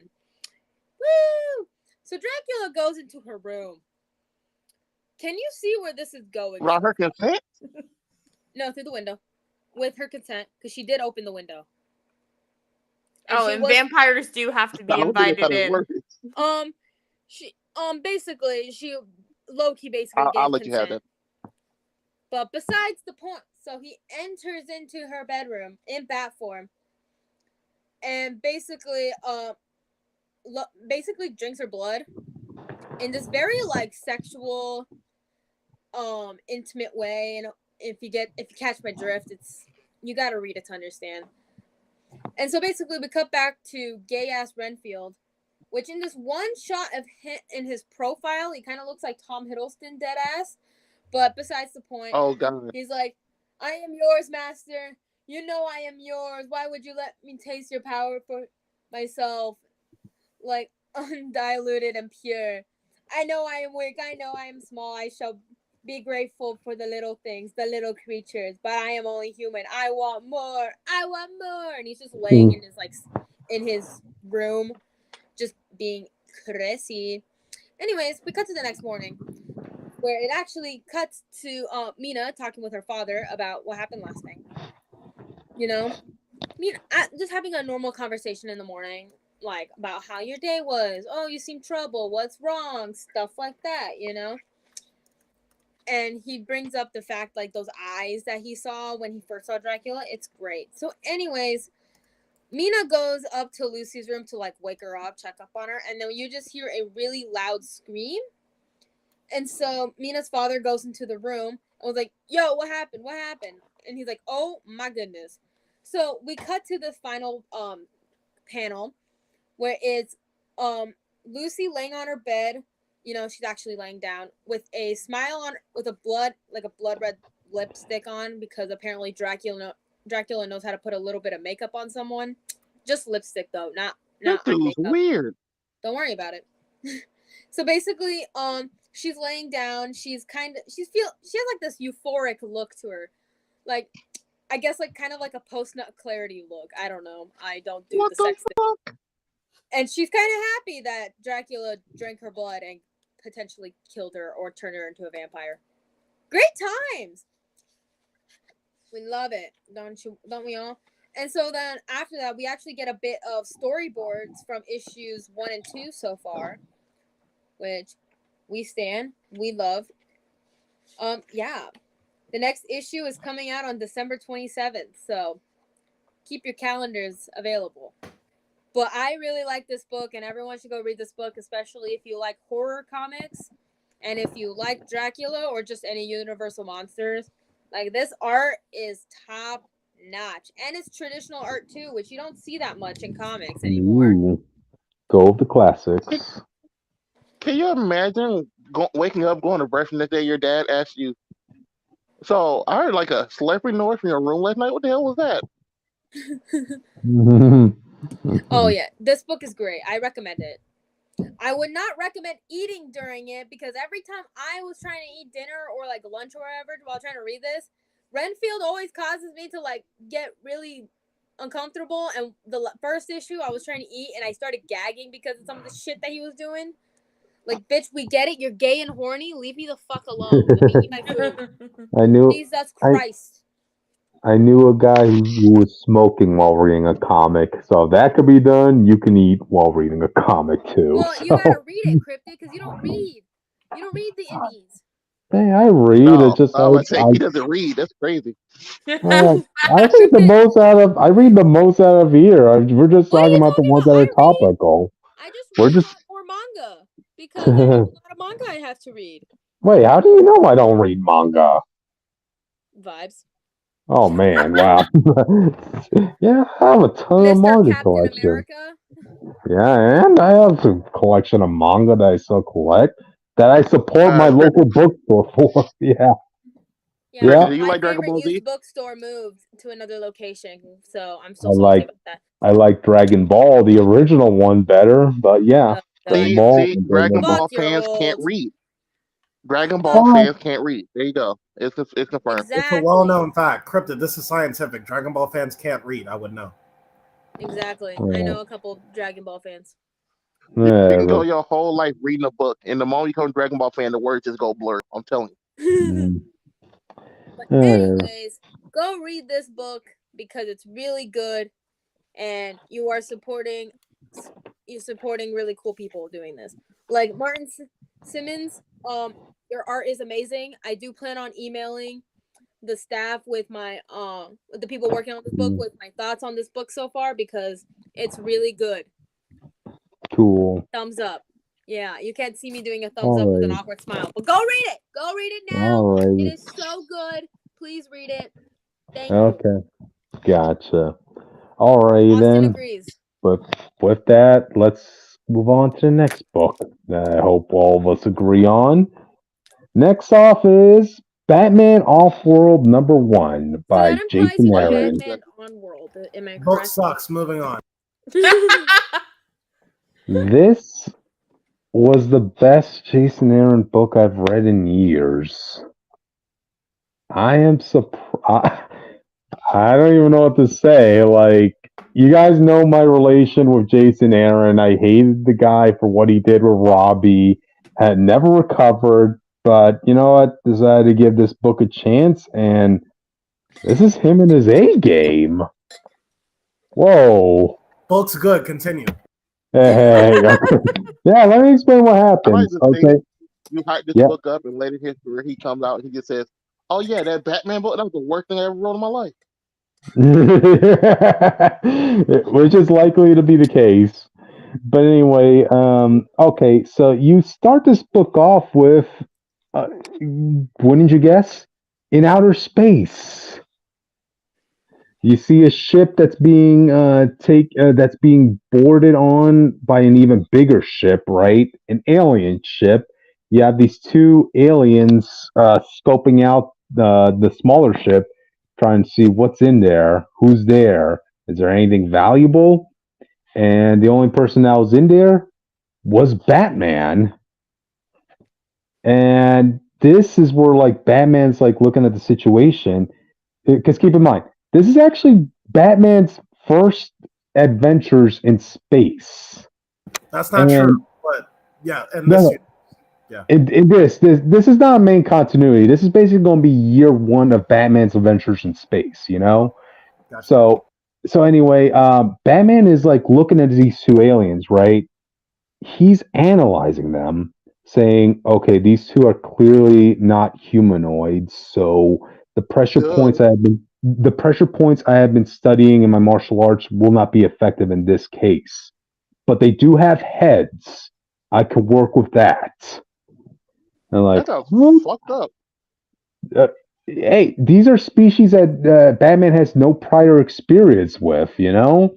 So, okay, he takes advantage of that. He does get the slip on them. He does take advantage of the situation.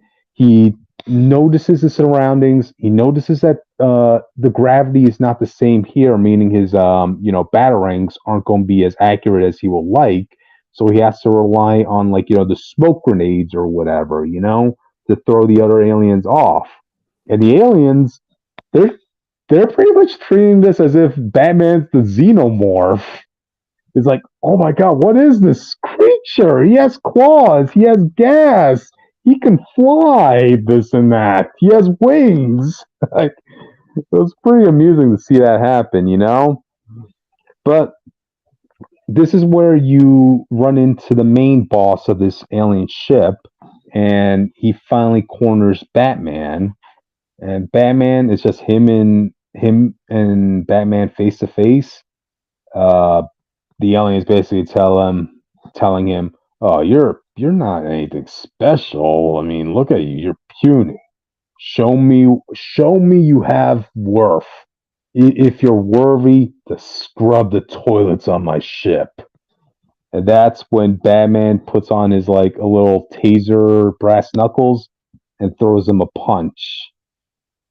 And this is where Batman just and this is where Batman just goes, rips out his spine, takes a whole ship for himself, goes back to his home world, and becomes king of his own planet. So Batman just murders people. Nah, I'm just joking. What ended up happening was after he punched the general guy, he just knocks Batman out. It just took him 3 punches to do so. And Batman ends up waking up in he wakes up and took Batman any modicum of seriousness that Superman could be Batman. That's all I'm gonna say. Hey, this is his training days, Jake. All right. Okay, but anyway, Batman wakes up in the prison cell aboard the ship. It turns out the aliens, while they knocked him out, they did a full body scan of him and took away all the weapons and gadgets he has. Those cowards. Hey, they needed to be thorough, and of course they injected a translation chip in his neck. So yeah, Wait, you just that. told me Batman had a full cavity skirt. What you expect me to say to that? Oh wait, it turns out these people. Oh, they're actually in the slave business. They intentionally go out, looking to capture people and sell them as slaves. So of course they're going to have a full body cavity search, you know. But in Batman's case, they're like, wow, this is just an ordinary human. There's no special talent to him. There's no fangs. There's no poison. There's no super strength. The only thing useful in him were these like little trinkets and gadgets. So they didn't know what to do with him. They just decided to throw him in the cell until they could figure out what value he has, you know? Although they did let him keep his costume on though. There's that. Batman ends up getting of course, analyze the situation. You know, he has a bruised rib, he has a busted nose. He needs to kind of see who's going to be who's around his surroundings. That's when you get introduced to this new character, a Tamaranian. She looks badass, I gotta say. She has like all this prison tattoos, this and that. Of course, she has the orange hair and the purple lipstick, but she looks like she also has some cybernetic enhancements. You look like you'd be my son's type. Yep.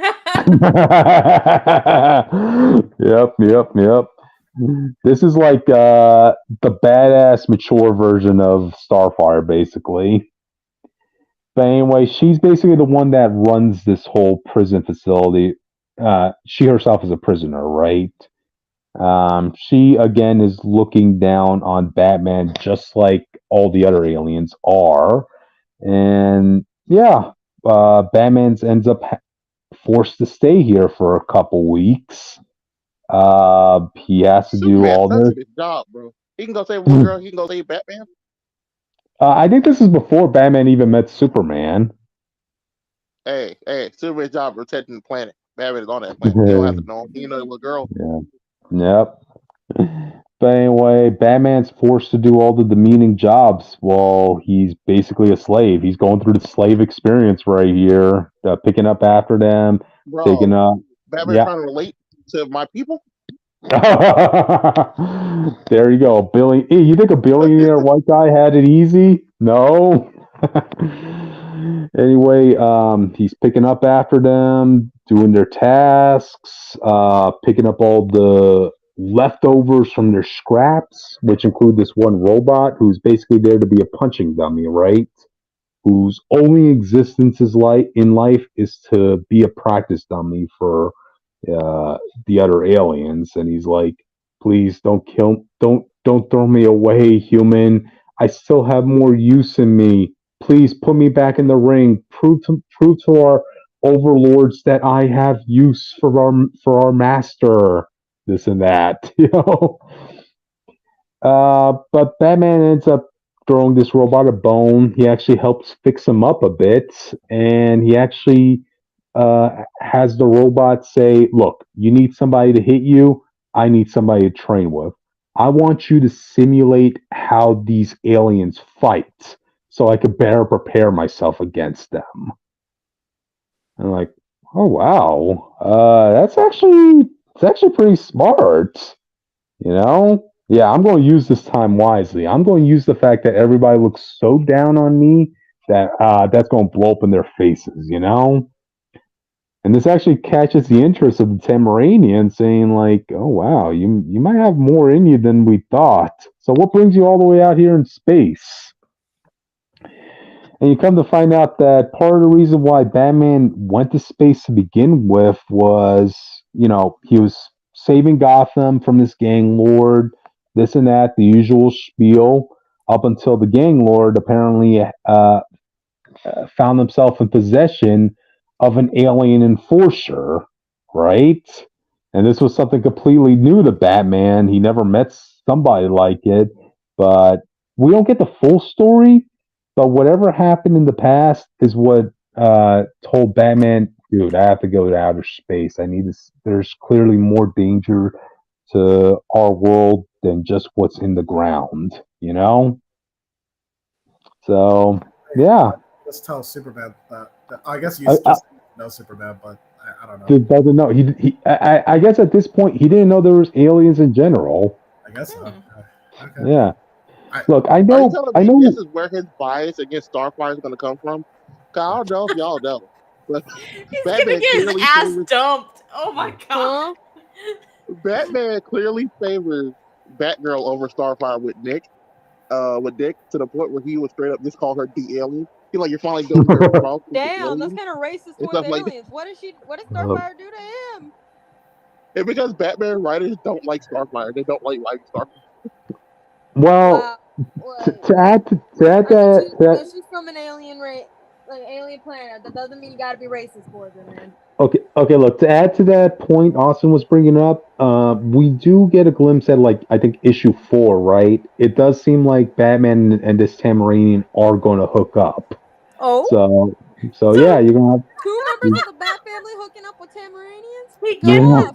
He gets his ass dumped, and he hates this entire alien species now. You're telling me this book's gonna end with it revealed that he's sitting on a bench smoking a dick and telling him, "See, bro, once you get it, you just never really go back." But I don't want that. Don't. or for all you know, she could die by the end of this. You never know.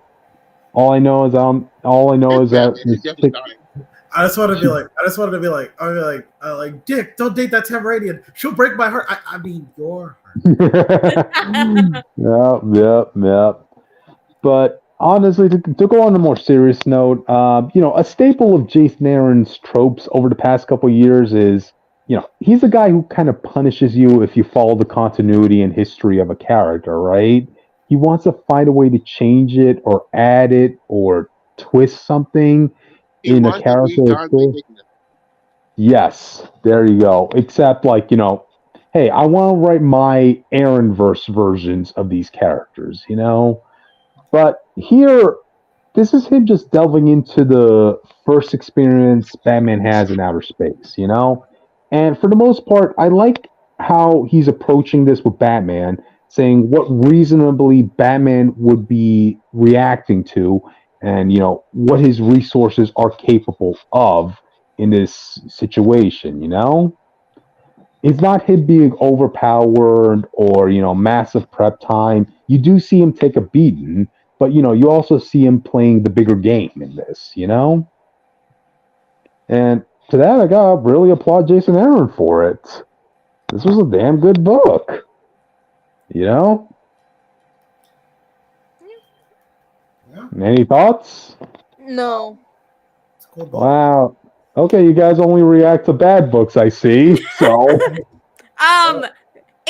It's an interesting thing you say that because the next book on the list does feature the wonderful and way out return of a certain character. Okay, but first, before you start, Ash, I love how Cryptid was like, oh, so you guys only react to bad books, and then you'll be like, anyway, moving. Anyway, Ash, before you start, should I buy this book next time I'm in my comic shop? The Batman Off-World? No, the other one. Oh. The good book. We'll get to that after this. Yeah. After these messages, sponsored by Subway. Okay. Anyway. Okay. Well, we're not actually sponsored. Okay. All right, Ash. Let's talk about your book. All right. So it's sensational She-Hulk time. Number 2. Number 2. I'm gonna briefly go over the beginning. I mostly because not much has been happening in this book yet. It seems that when they redid the number count to relaunch the book, they are still kind of setting it up for potential new readers instead of continuing the storyline from the previous volume. So it actually opens with Bruce, the original Hulk, showing back up and accusing Jen of following him, mostly because he seems to have sent some sort of extra gamma radiation in the area, and he feels like Jen is up to something. And Jen is like, I have not done anything yet. except for Kiss, Jack of Hearts, and that's about it.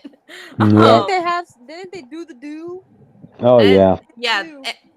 and But they entered their little rogue and gamut situation where Jack farts, his powers activated, where he absorbs radiation, and this is going to be bad with She-Hulk.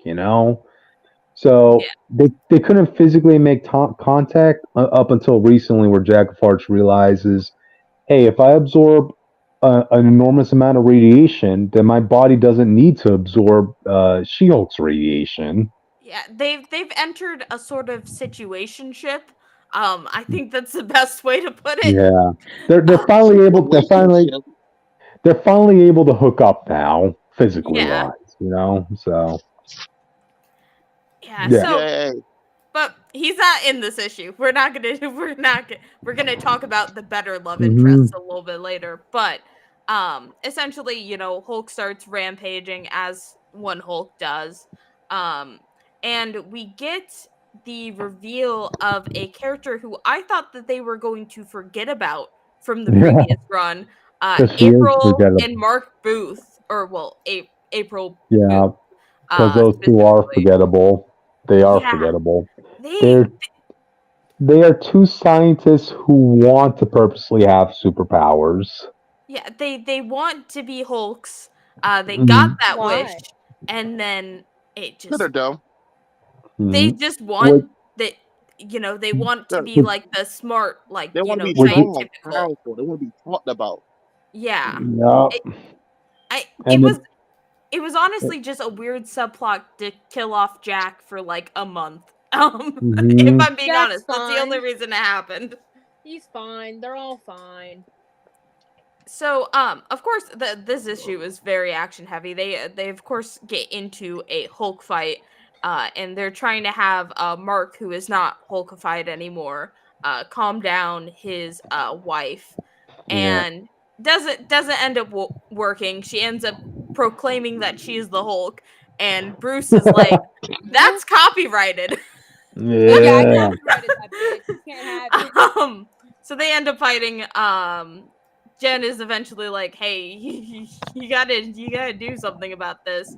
And it ends with the Hulk being the Hulk not running into a building essentially and destroying it entirely.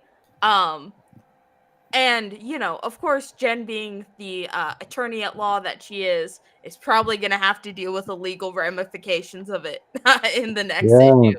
Yeah, because Um, also the civilians here are idiots. Because as soon as they saw Hulk and She-Hulk in front of each other, they're like, "Yay, fight!" They start recording with their cameras. Come on, we want to see a fight.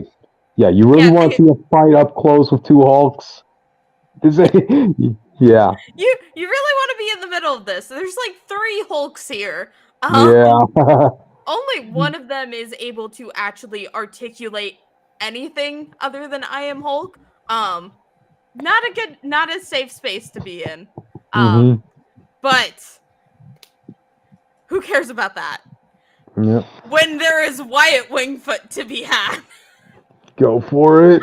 Have fun. So with Go off. every issue so far of Sensational She-Hulk, we do get a bonus story, usually involving someone in the extended She-Hulk lore. This month, it is the return of Wyatt Wingfoot.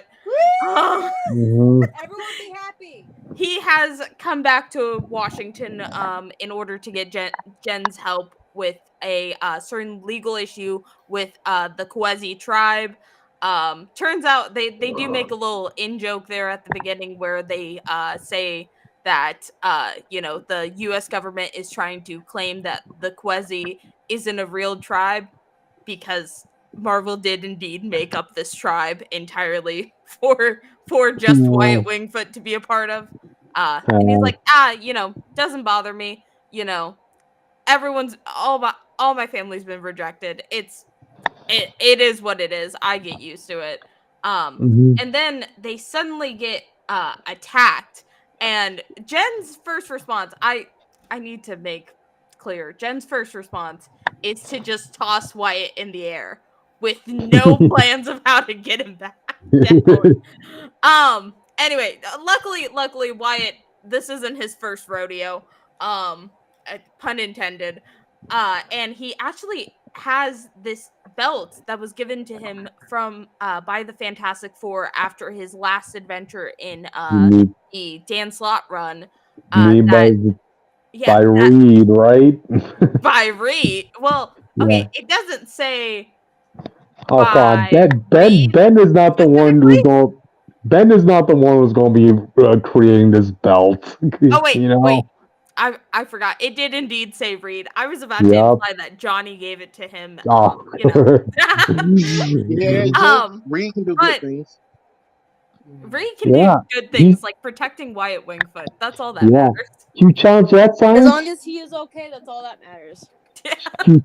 Jake, challenge that science.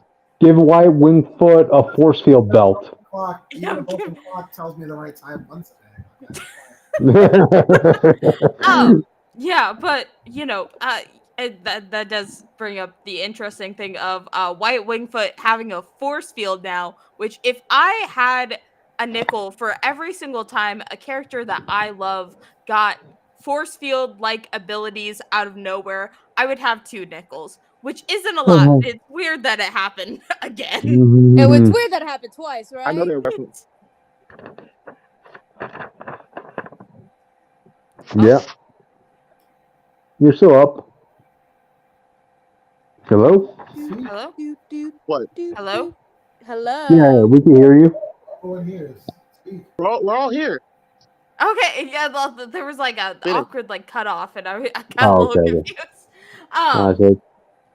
Anyway, so it turns out Blastar has decided to attack the U.S. Senate. And of course, you know, She-Hulk's like, all right, I gotta start punching people. And Wyatt's like, hold on a second.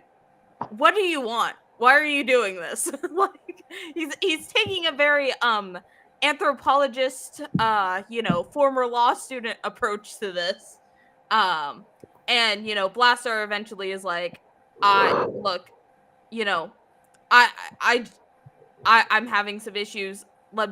I want to go into some negotiations about some things. So Wyatt's like, hey, as you know, a token of friendship, here's my little power belt, you know, the little Fantastic Four belt. And he's like, hey, you know, let's talk this out. Let's not get into a huge fight in the Senate for some reason. Like, yeah, let's kiss and make up, okay? Let's kiss and make up. And so I didn't actually Blastar at the end is like, yeah, okay, you see this random 6'5" dude? He's the only one I'm going to negotiate with. I won't attack you guys if this man is here. And honestly, it's a cute issue. It's a great way to bring Wyatt back. However, I need him back in a permanent capacity. I don't care if it's in She-Hulk. I don't care if it's in Fantastic Four. It could be in fucking Ghost Rider for all I care. I just need him to exist again. Because this was adorable. Aw. Fan service as best. Fan service for one person. Fan service for approximately every Human Torch fan and a couple of She-Hulk fans. Let's just get every character that's been basically forgotten about and put them on the Great Lake Avengers. Not the Great Lake Avengers. First off, Wyatt's too good for the Avengers. Especially the Great Lakes Avengers? Especially the Reject Avengers. Just because they just got soloed this week and lost the dinosaurs, not make them bad team. That wraps up the issue. Going back to She-Hulk, I've been following She-Hulk since the run started, and it's funny you were trying glossing over the first part of this run, of this issue, because I like the premise of, you know, the USC Fight Club that Jen wanted to start off with Titania, but ever since then, it's just missing a little spice, something to really get you hooked on it. I mean, it has all the ingredients there. Jen is there. She's a strong, confident lawyer. The covers are great for She-Hulk, as they should be. She has a good romance with Jack of Hearts. It's just Need an evil benefactor, bro. Yeah, Who's gonna I invest got. in the I DLC kind of want fight? to put like a little asterisk with the good relationship with Jack of Hearts, because I think he kind of exemplifies some of the problems I'm having with this book, because I went back and I read the Brian's original sensational She-Hulk run, and it was very much Jen orientated. The issues were always having something to do with Jen, even though Wyatt was in the book. He was a supporting force rather than someone leading an entire like narrative arc. And I feel like that's kind of the problem with Jack of Hearts. He's a bit he's not a big character by any means, but he's a bit too lore complicated and lore heavy, that right. sometimes his story takes over Jen's book. And it's like, at that So point, just write a Jack of Hearts book. so like his It powers, won't he's sell. That's why, though. absorbed. Ha! Yeah, that's true. So like Jack of Hearts powers, he's absorbing Jen. Yeah, His lore. exactly. He's Yeah. absorbing this book, which is why Jen should break up with him and please get back together with Wyatt. Someone get together with Wyatt again so he can appear in things again. And I don't even care if it's or fucking Tony Stark. Just someone. Isn't he married to Emma with them, Frost right now? That would You be want very interesting. you want Jen to break the heart of a Jack? Ace? Yeah. Yes, do it. Mhm. But yeah, But, we'll see what happens in issue 3. mhm. Hopefully we get more focus on Jen in these upcoming issues, since we are having to deal with Bruce again and getting more into Hulk realms. But Yep. we'll continue to see. Gotcha. Austin, you wanted to say something? no. Oh, okay. If All I right did, I then. forgot. Gotcha. All right then. Let's move on to the next book.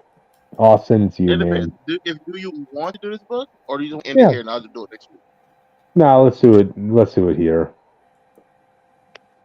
All right. Well, we're doing Predator versus Wolverine, issue number 2. Well, basically Predator versus what is the group called? I forgot. Weapon X. Weapon X. Yeah. Let me Okay. scroll to my Okay. comic books again. I got too many issues, Yeah. but it starts off back in modern day. This book is going from their current fight and then going through the history of their fights. So the book starts off with Canada right now, and Wolverine's kind of struggling. He got chunks of his body from the Predator's plasma bolts. He's trying to climb down the mountain with his claws. It looks kind of stupid. I'll let it slide. He started kicking rocks off. He started kicking rocks off onto the Predator, destroying his He has like these Green Goblin glider type discs. Y'all seen Spider-Man? Yeah. When he throws the pumpkin bombs, they turn to like the little spinning slicey things. Yeah. Yes, of some of those that shoot lasers. The Predator are sending those after him. So Wolverine is going through it, bro. The mountain gets blown up. He's jumping in the water. He's almost drowning because he has all that metal on him. And the Predator is jumping this man. It's kind of messed up. But then we cut back to Weapon X. It's kind of sad. Wolverine tonight we're going out this bad. But we cut back to Weapon X, and they look stupid. Who picked these outfits? They're wearing black and yellow, but they look like they rip off Cable outfits, Cable Cyclops outfits. And like the Cable vest, but the Cyclops underwear stuff and utility. Well, they're mad scientists at the end of the day, and who can expect mad scientists to want a fashion accessorized or whatever, But I don't know some of these members. I'm not gonna lie to you. If they say the name, I'll bring it back up. But I only know Sabretooth, obviously. But it's 5 Weapon X versus 5 Predators. Wolverine recognizes it, but he doesn't know from where, because this is back when the whole memory thing was going on. But the fight starts. They throw the... I want to keep saying the spinning blades. He throws the spinning blades. Wolverine bats it off with his... I want to say with his claws. No, he grabs it. He actually grabs it and throws it back. It's kind of impressive. Wolverine doesn't have the skill anymore. If you know Wolverine, he kind of such ass as a fighter now. They act like he don't, but every book they will tell you that he lost skill. Mm-hmm. Sabretooth gets on top of the mountain. He starts shooting machine guns, tearing up the whole forest. They do it's the scene from X-Men Origins. If you saw him shooting that gun and he does that smile, it's a little bit in panel form. Right. But he doesn't notice a predator sneaks up on him. He's invisible, stabs him through the chest. The predator is shocked that Sabretooth didn't die. Sabretooth grabbed the predator and then used the sword that's in the Sabretooth's body to stab him on and fell him on himself. And then starts headbutting him. Talking about, bro, they come here for a closer look so I can finally see you. And he takes off his mask. Creed falls down. He has to heal. It's Wolverine and these people I don't know. They go by one of their skinned comrades who also didn't get a name. Oh. It's kind of weird because I thought I knew everybody at Weapon X. I do not know none of these people. I don't even know their canon. Okay, it's like okay. Weapon X has gotten to like it should be Weapon XX, for 20. Or yeah. We got Weapon X, we got Weapon Flesh, and there's Weapon Flesh Plus or something. I don't remember. Austin, look at it this way. These members are there just to die by the Predators. To be fair, you're probably right. Because the next member straight up gets decapitated. see? They're so fodder. We're down to... What happened to her? Oh, one girl gets... she gets hung. The female one gets hung. And the way it's portrayed is actually pretty cool, but we're down to 2 because Sabretooth is healing. And then Wolverine turns around and the place blows up. Oh, the other guy's dead. R.I.P. He gets stabbed by the Predator, and now it's just Wolverine Predator once again.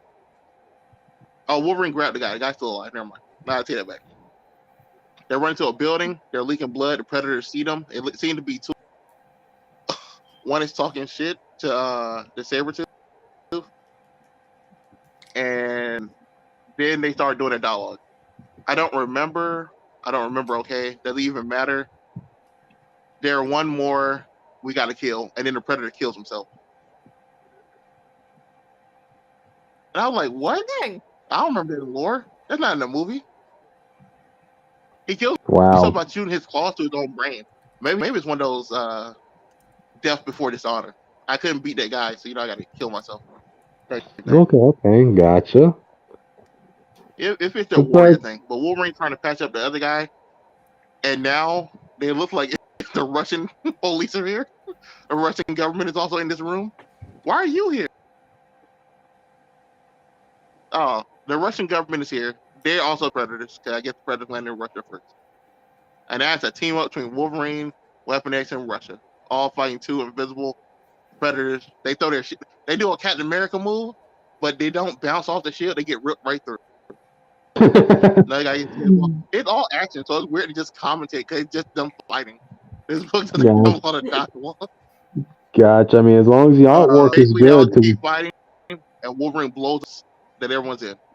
So he walks out, he gets in the helicopter, and he thinks the predators are dead, but one of them reaches out of the dirt. We cut back that part of Canada, and a predator has followed Wolverine all the way back to this base and started killing, not letting Wolverine go. He is not fucking around with this dude. He blows up the building to get inside. You see him walk through the smoke and stuff. It's like, shit. And they find Wolverine tied and they're about to put the helmet thing on Wolverine, where he's like butt naked with the metal helmet. They're about to put that. Yeah. And the Predator is right there in the room. And that's how it is. Just watching. It's just butt naked. Look, he's butt naked. They have words covering his private parts, and he's just in the room staring down at Wolverine when they're about to put the helmet on. Hey, a Predator like maybe he's gonna wait. He won't alive. He won't be Wolverine to be up. Hey, a vivisections is a Predator's favorite pastime after all. So. But that's it. It literally just them fighting Weapon X and Weapon X losing. Sabretooth doesn't get back up. We know he's alive. He's Sabretooth, but he got KO'd, I guess. Everyone else is dead, so I guess it didn't matter. I don't know. Yeah, fodder. But no, seriously, it looks like when you hear the premise of Predator versus Wolverine, right? You could definitely tell it's going to be a meaty book with the action, and that's what this book sounds like—a meaty book. I have a question, just a general question. This isn't about Wolverine, but this is about Predator. Every time I witness any piece of media with the Predator in it, why don't they send the female Predators? Aren't they more vicious? Oh, the female Predators is actually in the Marvel Predator book right now. They're in that book. Okay. Whatever. They're in that book. They're just not in this one. I don't know. Maybe they'll come later. I don't know. I just think this one would be a bit more interesting if it was Wolverine versus not the same fucking Predator that we've seen in every single fucking movie. That's the draw of the comic book, though. Wolverine fighting Predator they've seen in every movie. Now they see that guy. You just want to see Wolverine have sex with an alien. Don't we all? I've seen Don't we all? Okay, like as a big Loger chipper, yeah, no shit. Also, Wolverine. Gogurt? No, Loger. It's Logan and Kurt. It's Wolverine and Nightcrawler. Oh, okay, yeah, okay. Nightcrawler is an alien. He's alien looking. And if you want okay, people want to fuck Nightcrawler and Colossus. I don't want to hear shit. Also, in an alternate universe, Wolverine got together with Hercules, so anything's possible. And technically, the Greek gods are technically aliens. Okay. I'll let you have that. I'll let you have that one. Yeah, let me have Hercules because I need more of Hercules just fucking the male superheroes. I need more of this shit, okay? When I learned that North Star fucked Hercules, I was dying. Ash. There's always Rule 34 for your witch. Let me have something, okay? Okay. Y'all want female Predator stuff? That's in the Predator book. Like the Predator Alien comics right now are doing like everything you can think of, every avenue. We don't already seen the Samurai Predator in one issue. Like we don't see a lot of crazy stuff in that book. What? I need to breathe. I think Witch is dying. Critter, do something. Celebrate, dance, take out my dap shoes. Alright then. Any final thoughts, Austin? Gay. Like I said, it's hard to describe it because it's just fighting, but it's versus book so far. You see the best of Predator stuff that you see in the movie. You see the best of Wolverine stuff, except for Wolverine getting just kind of destroyed in modern day. But I think that's because the Predators have just been tracking this man for a while. They know what he can do. They're prepared for it this time. They're like, we must kill this Canadian man, this feral Canadian man. Fuck Canada. Yay! That's basically what it feels like. They had no reason to wait till he went back to Canada to do this fight. I would visit Canada, however, I can't handle the cold because I was born and raised in Arizona. And even though it's like it like gets to the highest at like 70 something degrees, my hand still gets really dry and shit, so I don't think I'll be able to handle Canada's weather. However, I'll go visit for a cool photo shoot. If Alpha Flight had their real life base built in Canada, real life Canada, you wouldn't go move there? I would go visit.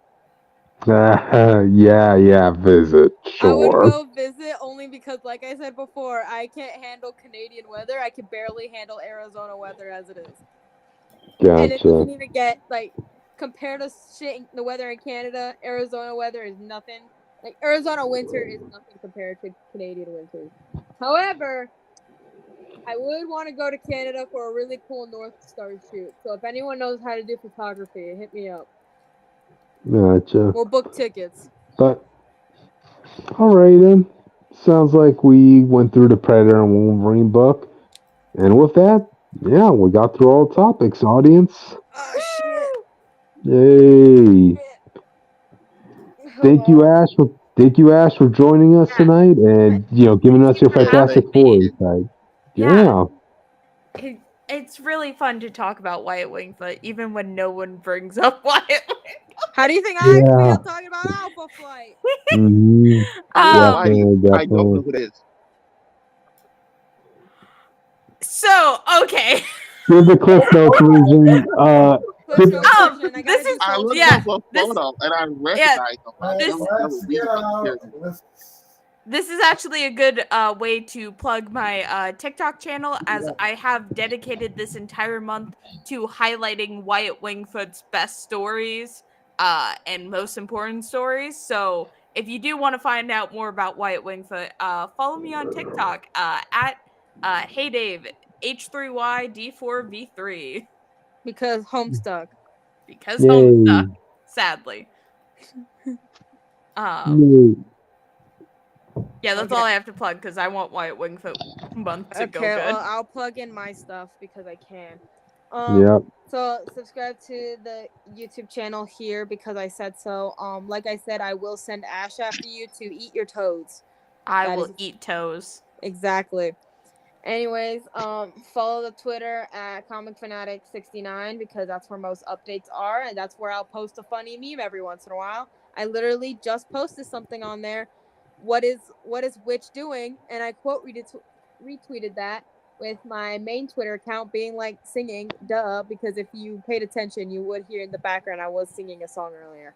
Besides the point, if you want less updates, but if you want to see more thumbnails and art and junk like that, go follow the Instagram at Comic Fanatic 2.0. That one was made by Cryptid, not by me, so you don't get the 169 joke. You get yes. Loser.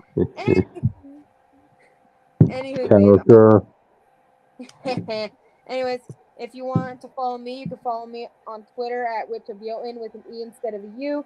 Do not try to find the alt account. You will only see interesting things, interesting artwork. There you go. And gay shit. Don't try to find the alt account unless you go on my link tree. I don't fucking know.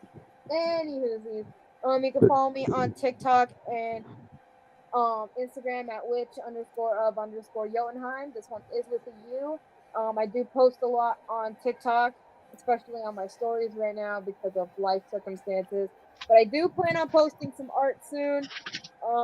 I am working on stuff right now. I've just been very busy with work and other stuff right now, like having a significant other to worry about. So that's why I haven't been posting a lot of shit recently. Anywhoosies. If you want to try to find Austin, you know where to look. Find a brick wall. Find two, blue, like ocean blue eyes, like lagoon blue eyes. You'll find Austin there. If you want to find Cryptid, you gotta go to Jersey. I don't know. Go to the old folks' home. Yeah. Go to the old folks' home in Jersey. There you go.